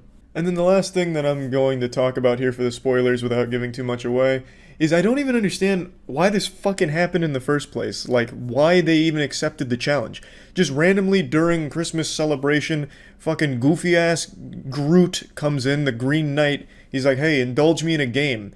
One of your knights strike me down. And then in doing so in a year, I'm going to strike them down. And they're like, of course, we have to do this now, because he asked. Like all of a sudden, it's a huge deal. So then he, just goes there and throws the match, just GG, gets his head chopped off, he's still alive. He's like, okay, now it's your turn in a year. They're like, okay, good, glad we solved that. But why even accept that? Why not you be like, get the fuck out? No, we don't want to play your game. We're not going to indulge you. Leave. Like, there was no repercussions for saying no. It's not like, you will play my game or else your kingdom will burn. There was none of that. It was just, will you play a game with me? Yes? Oh, great. Like, there wasn't any reason to say yes. They could just say, get the fuck out. That makes it sound like anyone in the entire kingdom could have just come up and be like, I want to be king, and let's battle for it. And they'd, by honor, have to say yes and just fight everyone that challenges them. Instead of just saying, no, get out. Just doesn't make sense to me. I feel like they could have just excused him. So I think that was a bit weak too. There should have at least been a repercussion for saying no, but there wasn't. So yeah. And also, last thing, seriously this time. And also, why does the entire world know that Gawain sliced the head off of the Green Knight? Nobody knew who the Green Knight was until Gawain killed him, and they're acting like he was some kind of hero. For a whole year, they were just sucking his dick. Like, not just the immediate area around him, but like the whole of everyone you see knows about the Green Knight all of a sudden, and how Gawain is the hero that chopped his head off. It's like, well, what the fuck do you mean? Nobody had heard of him before this, at least not that I picked up on. I didn't hear anyone be like, oh my god, it's the Green Knight. You know who this is? This is the Green Knight. No, they were just like, who's this guy? Okay, we'll play this game. And then he plays the game exactly how it's supposed to be played. And they're like, hero, my god, you've done it, Gawain. Even though it was an open invitation for anyone to just kill him. So, I don't know. That also didn't really make too much sense to me. But again, this is an adaptation of just an old poem or something like that, like an old fairy tale. So, of course, it's not going to be like the most, bulletproof plot of all time. And I think it was trying to be really true to that nature of storytelling, where it's like you just have to excuse some things. Like, there's going to be characters that come out of nowhere. There's going to be things that come out of nowhere. And you have to accept that and just enjoy the ride. Which I'm able to do, but I still do want to at least point it out since it's a movie and not a fucking 10,000-year-old poem now. So, I just wanted to talk about that. Again, I think it is a very good movie, and I enjoyed it. That's about it. See ya. Initiating moisture.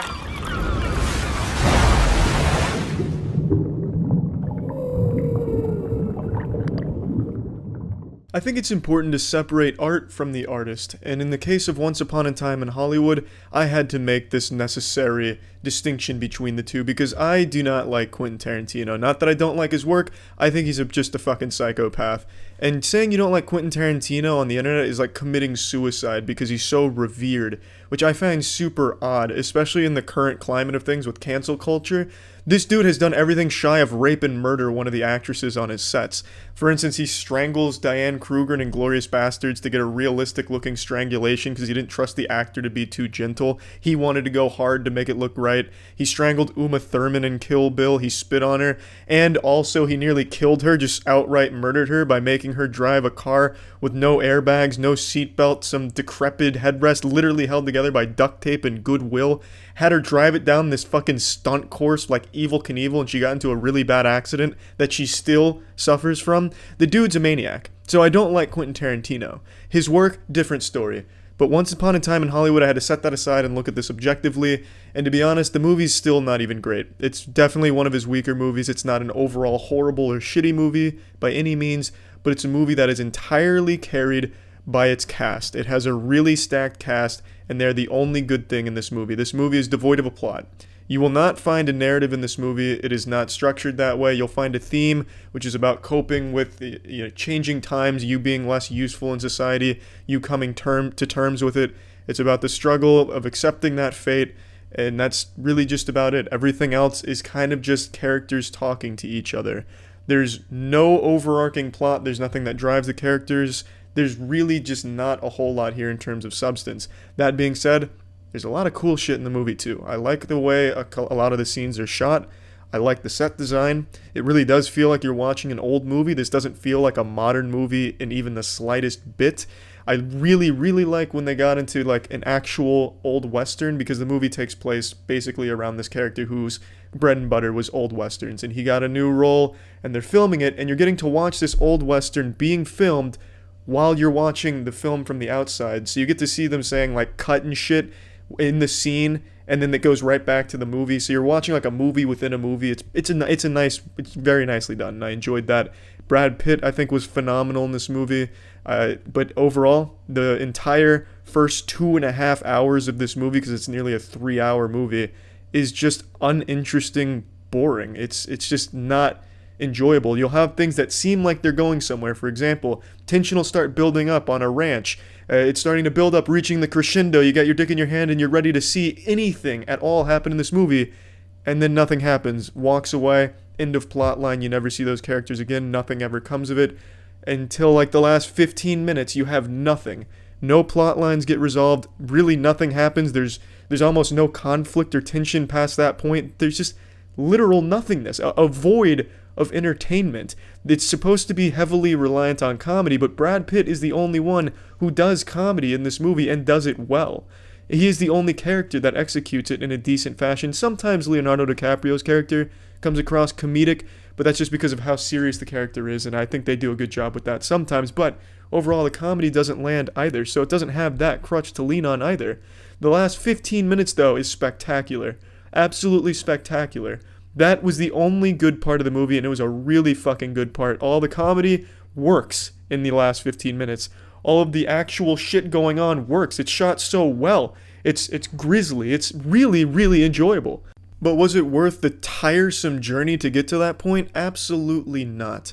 In addition to this, there's a character in this movie who has a lot of screen time, Margot Robbie's character, Sharon Tate.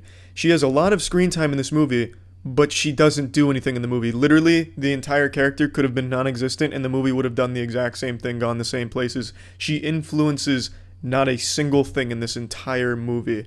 I don't understand what the purpose of her character being there was. I understand it's maybe working the angle for Charles Manson because Sharon Tate was an actual figure, but Charles Manson doesn't have a role in this movie at all. He's just kind of hinted at occasionally. There's just nothing. This is a movie of actual nothingness, just hanging out. They show you a lot of movies, though. There's a lot of movies within this movie that you get little glimpses of and you get to take peeks behind. I appreciate that. But if there's nothing to hold that together, no narrative to get us there, no reason to see these things, it's uninteresting. It's just downright unfun. And now I understand what Tarantino probably wanted to do is completely break apart what a movie is, because movies are structured. You have a story, narrative, character, tension, climax, resolution. Those are simple ingredients to this fucking stew that we call movies. And there's a reason those ingredients are there, because that leads to a satisfying experience. You can play with these ingredients in all types of different ways. And I think it's unlimited, the possibilities you can do with those things. But to just get rid of all of those things and make a movie where it's nothing but inside jokes, if you work in Hollywood, I guess, and sometimes, occasionally, something happening, it doesn't work. Because most people aren't in the movie-making business. They don't understand the inside jokes you're making. This seems like a movie that only Tarantino and the higher-up Hollywood elites, his buddy Weinstein, it seems like the only kind of people that would enjoy this are the people that get that understand, oh, haha, movie-making humor.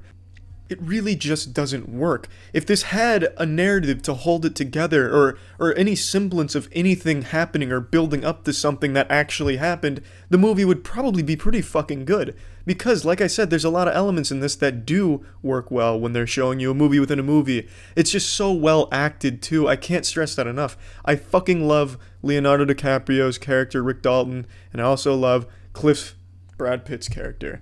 It's just the problem is there's no reason or no drive for these characters to get to where they get to in the movie. You just sit there, watch them talk, which sometimes is okay and tolerable, but other times just borders on insufferable and can't wait to get the fuck out of there. It's not a very good movie. I wouldn't even call it a movie. It's like an anti-movie at this point. I really just don't even know what to classify this as. The last 15 minutes, I think at the end he decided, yeah, this is kind of sucks. I'm going to do a little something to make this interesting. And then he did, and he killed it. But up until then, just everything was useless, including entire characters that didn't do anything for this movie. I just really can't stress enough how disappointing and just how outright robbed I feel of 3 hours. If you're going to do this like pretentious take on movie making, at least have the decency not to make it 3 hours long. At least make it something short so I don't have to sit there fucking finger up my ass waiting for it to end or waiting for anything to happen, and you're not going to give me that. You're not going to give me anything. You're just going to dribble a little bit of breadcrumbs occasionally and then slap them off the table. Nothing comes of it. At least make it short so I don't have to sit there for that long waiting for nothing. Plugging this into the moist meter, I'm giving it an even 50%. Now, I know that's really low for Quentin Tarantino, and the rampant, ball-sniffing Quentin Tarantino fanatics are going to be up in arms. Oh, Charlie simply just didn't get the message. This simpleton couldn't derive the remarkable theme and message behind Quentin Tarantino's pristine work. A sterling job done yet again from Tarantino. Once Upon a Time in Hollywood is a classic. It's not. The theme isn't that deep. In fact, the theme is beaten into your skull pretty goddamn early on in the movie. It's not a deep movie. It doesn't want to be a deep movie. You can probably pick it apart and try and find some shit that I don't think the movie ever meant to represent, because, again, the movie is more of just a breakdown of what a movie is expected to be. I think it was meant to subvert expectations, to really change how you view a movie, kind of just be this anti-movie. And it just doesn't work at all. Maybe if the writing was better, I really don't know what would have changed it around, but it just doesn't work. It's an overall disappointing movie. I think there's a reason why movies try and tell you a story, try to make you laugh, try and really do anything at all besides just have you look at characters talk to each other, because it doesn't come across as fun. And also, it doesn't tease you with things that might happen, because that's just always a letdown. That's like me going up to you and saying, hey, here, look at this car. This car might be for you. It's your birthday, right? Maybe it is for you. It's not for you, and then you fucking drive away in it. That person's obviously disappointed. They're not, oh, that's great. He subverted my expectations. He got my hopes up, and then he got them down. Solid work. No one's going to celebrate like that, because you go to a movie to experience something, to feel something, to be entertained. This doesn't do any of those things until the end. The end is super entertaining and really fucking fulfilling, but up until then, there's just nothing. And that's my biggest complaint.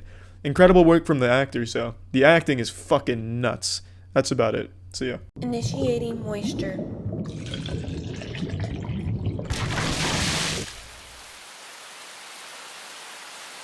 Welcome to the Moist Meter. Today I'll be analyzing the wetness of Paddington 2, and I'm not just referring to the wetness of the tears I nearly shed at the end of this movie. I'm talking about the moisture content of the entire product. This movie's been getting 100% and 10 out of 10s across the board, and I was honestly a bit hesitant to see it. I get very emotional when I'm faced with overly cute things, and Paddington is an overly, incredibly adorable, cute, stuffy, wuffy little teddy bear, and I was afraid to see it. I was more afraid to see Paddington 2 than any horror movie ever made, because it's a weird feeling getting all emotional in public like that. But I still went to see it, and you all know me as someone who conveys a wide range of emotions, really wear my heart on my sleeve, so you can only imagine how emotional I was seeing this cute bear in action. And man, I'm super glad I went to see that movie. That is probably one of the most surprisingly amazing movies I've ever seen. It absolutely deserves all of the incredible rave reviews it's getting. The biggest sin is how poorly this movie is doing at the box office. If Jesus came back to us today, he would see a lot of fucked up shit, no doubt about that. But I think the straw that would break the camel's back and have Jesus write all of us off as a terrible species is seeing how bad Paddington 2 is doing in the box office. It's genuinely just disheartening. This is a genuinely fantastic movie that deserves all of the success in the world. It is perfect from start to finish. I couldn't stop smiling, and it's not just for kids, although it's predominantly a kids movie, obviously. Let's go ahead and call a ripped dildo a ripped dildo. It is a kids movie, but it is so wholesome and so fun to watch. The cinematography is superb. There's some scenes in here with really good animation in terms of like different mediums and how it's portrayed. All of it is just so good. The comedy wasn't too childish. Some of them would get like a genuine little giggle out of me. Well, not giggle, but like a little, one of those blowing the air out of your nose and stuff like that. And it's hard to make me laugh at a movie. So getting that is a Herculean task. So good job, Paddington. The movie is just so fun and so wholesome. I have no complaints about this movie. Absolutely none. The cast was great. Everything was acted beautifully. Story was super fun. Really fast-paced. A lot going on. A fun little adventure. It's just, Paddington is the cutest little thing. The absolute cutest little thing. And at the end of the movie, you know exactly how it's going to unfold, but you can't help but just get super emotional. I didn't cry 13 rating anymore, it'd be R. But rock and roll and titties all over the place. So you want to take them to something where you feel safe and they'll learn something and have a good time. And you don't want to be bored out of your mind either. Paddington 2. Absolutely Paddington 2, hands down. It's just a fucking great movie for everyone, not just for kids. I love the movie. Absolutely love it.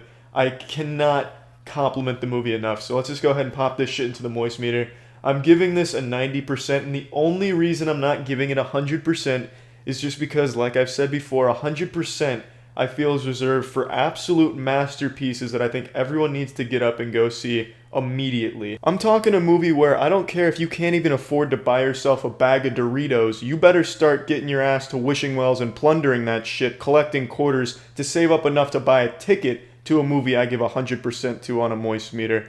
That's the kind of film and video game I'm reserving for 100%. And Paddington 2 is not that kind of movie. It's a fucking fantastic movie. It's an amazing movie even. But it's not a movie where I think everyone needs to go see it right away. It's not a movie that made my nipples grow 3 inches. It didn't make me taller. If it made me taller, I'd give that well above 100% on the moist meter.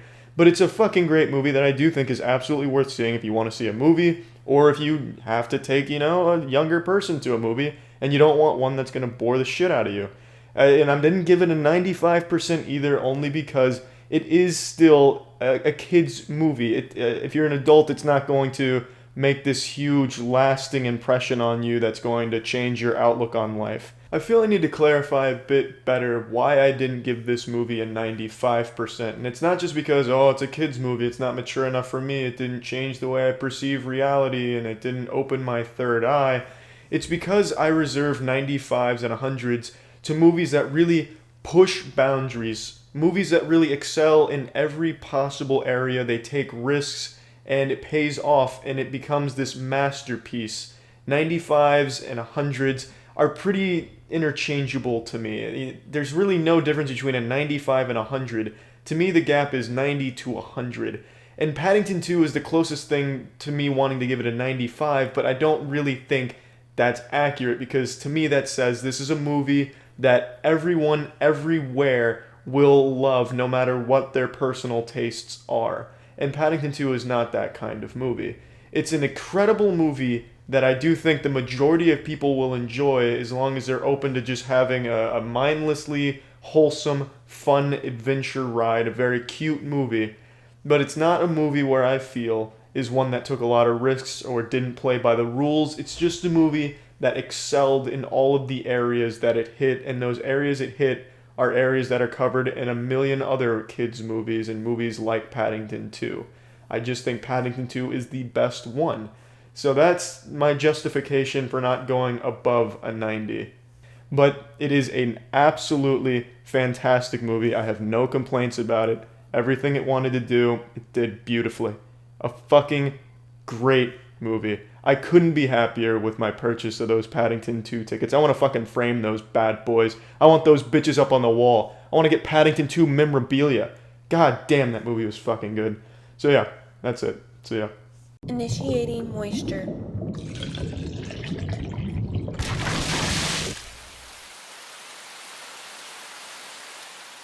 Good morning and welcome to the Moist Meter. I just woke up and I know it looks like I've been fucking zapped by static shock, but I just had a whole lot on my mind, so instead of Saturday morning cartoons, which are no longer a thing, now we have Friday morning cartons of cum delivered right from Moist Meter headquarters. I hope you've worked up an appetite this breakfast morning, because we're delivering a highly nutritious cereal breakfast consisting of all the major groups in the food pyramid, high in vitamin W, vitamin wet of course, and we're going to deliver a moisture content analysis of the new movie Blade Runner 2049. Going into this movie, I had very low expectations. Super used to just swallowing shit that the ass goblins in Hollywood shovel out there, unnecessary sequels to great movies, remakes of great movies, all of which just suck anus. But this movie got really good reviews before coming out, so I actually got some pretty high hopes going into it, and leaving the theater, I was really indifferent. There's so much I liked, but there was so much I didn't like. Let me start with what I liked. The visuals are the best I've ever seen in any movie. The world is absolutely beautiful. The film is shot perfectly. It is the most beautiful world I've ever seen in a movie. I wanted to just live in that world. I wanted to crawl up into its dick hole and just exist in it.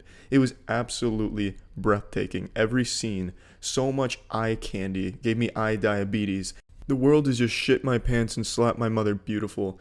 And what really helps take that to the next level, really elevate it above what human beings can comprehend. Even the most high IQ Rick and Morty viewer will have a hard time comprehending the beauty and the magnitude of these amazing visuals, is the sound. It complements it so well. The sound is just incredible, so great. It's really loud though. It makes it feel like you're in a fucking roller coaster ride or getting hit by an earthquake. The whole movie theater shakes at some points. but it's so great, and it all fits the mood and makes the whole world feel alive. The sound design and the music is the best I've ever heard in a movie ever. So this movie has the best visuals I've ever seen and the best sound design I have ever heard. The sound just always builds up, like it's just this crescendo where it keeps building up, trying to get you hyped up, like you're really horny and you're trying to ejaculate. You got your vinegar strokes, and then it lets you ejaculate with a great visual piece and a great musical climax. The sound, the visuals, perfection, genuine perfection, nothing shy of a masterpiece. But everything else in this movie sucks anus. Like, it really just gargles farts out of assholes. Like, the story is just so uninteresting, so cliche. I had a dream last night where I was the limo driver for RoboCop, and he had to go stop Judge Dredd, so I was driving him there, and I was trying to help him strategize how he would do such a thing. And that dream had a more interesting plot than this movie. This movie is just so devoid of substance. It's not thought-provoking. It very loosely explores the idea of what it means to have a soul, but it ends up just kind of exploring the idea of what it means to put people to sleep, because the story fucking sucks. It's just not good, and the things that happen kind of happen and no one cares, because there's no purpose to it. There's no resolution in this movie. When the credits do finally roll after 3 fucking hours, nothing changes. Really, everything that happened was so insignificant. Nothing at all in that world or in the movie at all had any impact on anything. It was just so fucking useless. It was like a Dora the Explorer adventure where she'll go on this adventure, the adventure ends, and then, who cares? It's just dumb. It was really dumb. And I want to touch on the runtime of this movie. It's about 3 hours. This movie drags on like a motherfucker. There was a scene where Kay, the main character, was picking up a toy horse for 3 minutes. It took him 3 minutes to pick up the toy horse because he was moving so slowly. That's half of this movie. Half of this movie just drags on in the most unnecessary departments. It'll be a minute or 2 minutes of him just looking intensely or smoking a cigarette. I get to watch him finish a cigarette and then light another one. It's just dumb. So much of this movie drags on. It has no reason to drag on. It doesn't build suspense. It doesn't make you feel anything. There's just really nothing interesting about the plot at all. At all. And don't go in there expecting action. The trailers make it seem like it's pretty heavy on action. There's 4 scenes of action, if you can even call it that. Everything is underwhelming. Nothing in this movie really feels important at all. The final fight is so dumb. I mean, you might as well have the final fight on a bumper car arena. It's stupid. It was just so underwhelming, I think is the best word for it. Underwhelming story, underwhelming action, underwhelming development. There's a little plot twist that you can't really predict, and it doesn't really matter. But who cares? It's just such a letdown. They had so much potential here to tell a really great story, but they didn't use it at all. The story is truly just uninteresting. They also really hyped the fuck out of Harrison Ford being in this. This was like McGregor versus Mayweather, except this would be McGregor and Mayweather holding hands in an action movie. That's how the trailers made it seem, but Harrison Ford doesn't come in until the last 30 minutes of the movie, and 20 of those minutes is spent as a damsel in distress. He just gets kidnapped immediately and chained like a fucking animal in a cage for 20 minutes and has to be rescued, and then the movie ends. It's dumb. He had no role. I mean, he had a role. His character played a role in this really mediocre story, but Harrison Ford himself didn't do fuck all in this movie. There's really not a whole lot more I need to put my dick in here, so let's go ahead and just put this in the moist meter analysis machine. This is a 75%, and it hurts me to say that because I want to give this something like a 95%, because this movie is fucking stunning in every department except the plot and really anything revolving the plot. It's just so uninteresting, and I get what they're going for. They're going for a character that a lot of people can relate to. A character who's very lonely, no one likes him, and the only way he has any type of companionship or a friend is through a machine that is designed to be his friend and tell him what he wants to hear. A holographic Furby that is always on his team. And it's sad, he's a sad character. He has a little bit of depth, but so what? Nothing he does really takes advantage of this great world or this villain they set up. He just kind of exists as a lonely man who wants to be special, has an opportunity to be special, and tries to work on that aspect, on being special, trying to fulfill that special calling that he might have. And it's just not interesting. It's not compelling. It really doesn't take advantage of everything this movie could have brought. It's just a letdown. That's the best word for it. It's a letdown. Everything is great except for that. It's still worth seeing because it's fucking beautiful. hopefully you have an entire day to set aside because this shit is so incredibly long. But yeah, it's a good movie, and that's it. So yeah. Initiating moisture.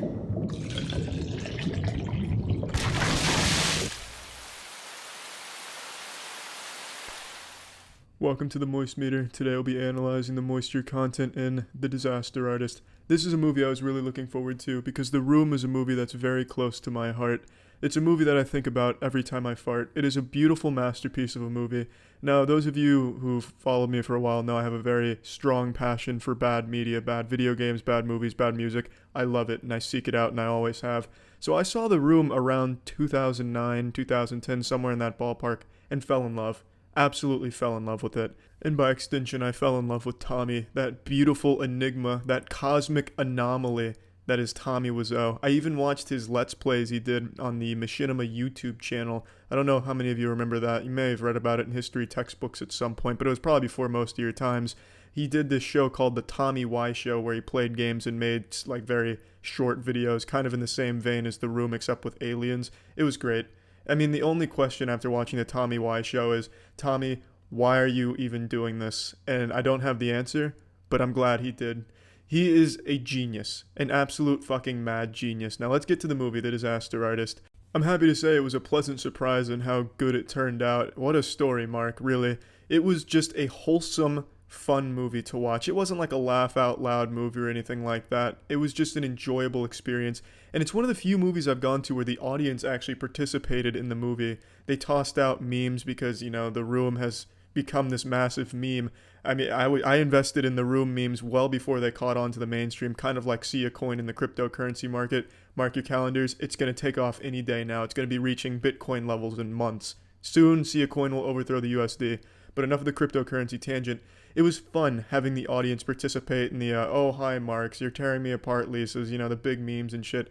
It was entertaining. It was just a fun movie. I went with my girlfriend and she's never seen The Room, and she walked away saying how much she enjoyed the movie. And that's something I didn't really expect. I really just kind of expected this to be marketed only towards the hardcore memers, the people who really like The Room, and those would be the only demographic that would enjoy the movie. But it's just a good movie in and of its own right. You don't have to see The Room to enjoy this movie. I don't think it's a gut-busting, hoot-and-hollering comedy movie, but it's a good movie nonetheless. It tells a good story of friendship and following your dreams, and yeah, you might be a fucking weird creep, and things might not turn out the way you want them to, but it can still lead to something great, and you can leave your mark, and you can leave a great legacy. It was a surprisingly uplifting movie, and it had a massive cast of Hollywood juggernauts in the comedy world. Seth Rogen, Bryan Cranston's not really a comedy actor. Well, you know what? Maybe he wants to be. Bryan Cranston, here's a challenge for you if you're watching. Make me laugh, and then I'll decide if you have a future as a comedy actor. But what I'm saying is they have this big powerhouse cast of A-list Hollywood actors who seem to have participated in this movie just out of the pure passion and love they have for the original The Room. And it shows in their performance. They did shot-for-shot remakes of some of the scenes, flawlessly executed. And it was just a really fun, entertaining movie to watch, even if you haven't seen The Room. It's a good standalone, self-contained, not super inside joke-heavy movie. In fact, it's not really a joke-heavy movie either, I would argue. I don't think it's a great comedy movie, but it's just a good movie to see anyway. I don't really have a whole lot of complaints. Everything just kind of worked, and it was fun. So let's go ahead and pop this shit into the moist meter and check how wet it is. This is an 85%. It was great acting, great story, uplifting, fun. The subject matter is one of my favorite movies I've ever seen, which is The Room. It was just a really good experience all around. If you've seen The Room, you've got to see this one, I would say. If you haven't seen The Room, you still might like this. So, that's it. So, yeah.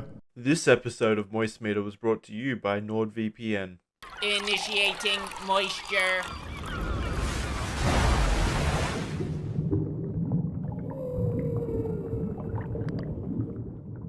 Welcome to the moist meter. I ate a real hot pepper a second ago because I'm trying to get my tolerance up a lot. And Jesus, my mouth feels like the business end of a cow's asshole. Not that I've ever rim jobbed a cow or anything. I'm just trying to express it doesn't feel good. Today on the moist meter is a Happytime murder. I just saw it. Let's go ahead and talk about it. The writing fucking sucked, but I absolutely loved the universe they built. I thought it was really a nice creative universe. There's a lot of talent in this movie. The puppeting was fucking amazing, and I really liked the behind the scenes they did at the end. Jesus. I really like the behind the scenes they did at the end. That was a lot of fun to see how it all kind of came together. And the aesthetic of the whole movie with the puppets and humans and shit coexisting, but in kind of like a racist society where the humans hate puppets. It was an interesting dynamic, and it led to some fun stuff in the movie a little bit, but the writing constantly just held this bitch back. It was mainly as if like an edgy 14-year-old wrote it, like, yeah, let's make a puppet come a lot, like a lot of cum. Like when you think he's out of cum, he comes more. Like that's the whole scene in the movie. The story focuses around murders of the Happytime gang. The Happytime gang was a fictional TV show in their universe, and someone's out murdering all of them for some reason. It's up to two detectives, a puppet and a human, to solve the mystery. And spoiler alert, they do, and it's satisfying, it's fun, but the writing fucking sucks. The comedy was not very good. There's a couple zingers in there that kind of made me smile a little bit. For the most part, all the humor fell flat. The jokes were basically just fuck. Fuck was the punchline to the majority of the jokes. Fuck you. No, fuck you. No, fuck you. No, fuck you. Fuck you. And that was the joke. Rarely will fuck ever be a punchline to a solid joke. It can help with the build-up. It can help with actually the delivery and the execution of a joke, but never should it be its own punchline as a joke. It doesn't typically go over very well, and it didn't in this movie. And it's a shame because this movie, I feel, did have a lot of potential with such a very well-executed puppet performance and a fun story and universe. It's just a shame that as a comedy movie, it was really not good as a comedy at all. It just tried too hard for just the general shock. Oh, these are puppets doing things puppets shouldn't be doing. Puppets are supposed to be for kids, but these puppets are at a strip club and a porn shop. What the fuck? Yikes. Don't tell your mom about these puppets on this movie. It's a shame. So let's go ahead and plug this shit into the moist meter. I'm giving Happytime Murders at 35% because, like I said, love the universe, and there are a couple of zingers in here a little bit, but it is just not a very good movie overall. It's very weak. It seems very lazy in terms of its writing, and the characters are fine. Just the dialogue didn't help the characters at all, so it's just fucking bad comedy, but an interesting movie with a fun little universe that they put together. And man, do I have a lot of respect for how this movie was made after seeing behind the scenes. It looks like such a tedious task, and it's clear a lot of passion went into the actual art of puppeteering, whatever, I don't know what the verb is, or the sport or whatever, but it shouldn't touch my eye, but it was impressive. That's it. See ya. Howdy folks, incontinent puppeteer in training Jackson here with exciting news for everyone. I'm here to tell you about how you can keep safe on the rough sesame streets of life, and that is through NordVPN. NordVPN is the premier VPN service that hides your internet browsing history and keeps you safe from any invading eyes. It's available through many different platforms, including iPhone, Mac, PC, and Android, and using it pretty much guarantees you'll have the safest time on the internet.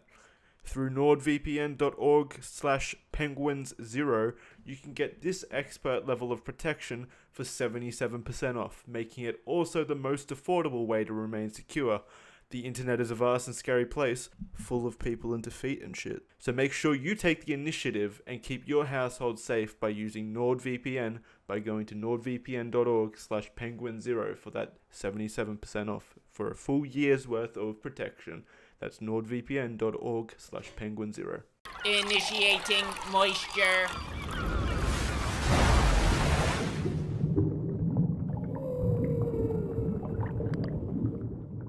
Welcome to the Moist Meter. Today we're looking at Bad Times at the El Royale. This is a movie I was pretty excited to see, and as Andrew put it, it's 7 strangers stuck in a fuck house, and that's exactly what the movie turned out to be. It advertises 7 strangers, 7 secrets, but how good is the movie? How fucking what is it? Let's get into it. So 7 strangers, 7 secrets. It's not entirely accurate. Yeah, some of them have some secrets, but as the movie continues to progress, I feel like they forgot that they were supposed to have secrets, because then a couple of them just get super trivial, like, oh, this girl's left foot's a little longer than her right foot. Shocking. This other character left a 10% tip instead of the standard 15% tip at the diner she went to before she arrived at the El Royale. It's just dumb little secrets as it continues to progress, but that's not a huge complaint because I don't think the secrets really mattered. They were there to set up a really interesting plot, And it's not a plot without holes. There's a lot of fucking holes in the plot, but that doesn't change how unique it was or how it was delivered. It was really nice seeing the plot unfold from a bunch of different perspectives. A lot of times what will happen is it's divided into rooms for each stranger, so you'll get one perspective from one character, and then when something happens, it'll have like a little fucking checkpoint like in a video game, and then it'll rewind the scene and you see the same kind of shit, or the same time period unfold from a different character's perspective, and I like that. I really enjoyed that. I thought that was a very fun way of presenting the narrative. And the acting here was fucking phenomenal. The guy who played Miles blew it out of the fucking park. I don't know who that guy was, but if he's not nominated for 10 Grammys and an Oscar, it's doing the world a great disservice. I know Grammy is for music, but god damn it, this guy was just super good. He deserves all the awards. Hats off to you, Miles, if you're watching this. 100% on the moist meter for your performance. Overall, though, every character performed great, especially Jeff Bridges and Miles. I was expecting much more of a mystery and slow burn kind of movie where a lot of different shit gets thrown at you and it's really off the wall. That's not exactly what you get with this movie. It's all pretty straightforward and spoon-fed to you, which isn't necessarily a bad thing, but definitely not what I was expecting. It has a very interesting plot up until the end, then it kind of just becomes like this pretty standard crime drama movie. And there's really not like a whole lot of emotion or anything super powerful or moving. It doesn't really utilize the unique narrative and setting that it sets up in the beginning. It kind of just becomes this generic crime drama flick. And that's disappointing, but it's still really good at a crime drama movie. And it has the nice kicker of having a great fucking setup. And with some great cinematography to add that nice little semen droplet on the top of this beautiful fucking cake that I think most of you should want to eat. I think it's a good movie. Like I said, it's got great direction, but maybe the last 30, maybe even 40 minutes, it just kind of becomes a pretty generic and predictable crime drama movie. A bit of a letdown, but it's still good at being a crime drama movie. So let's go ahead and plug this bitch into the moist meter. I'm giving Bad Times at the Royale an 80%. I definitely think they could have done a lot more with the latter half of this movie, but still very good, and I really enjoyed it. It's a fucking good movie. See ya.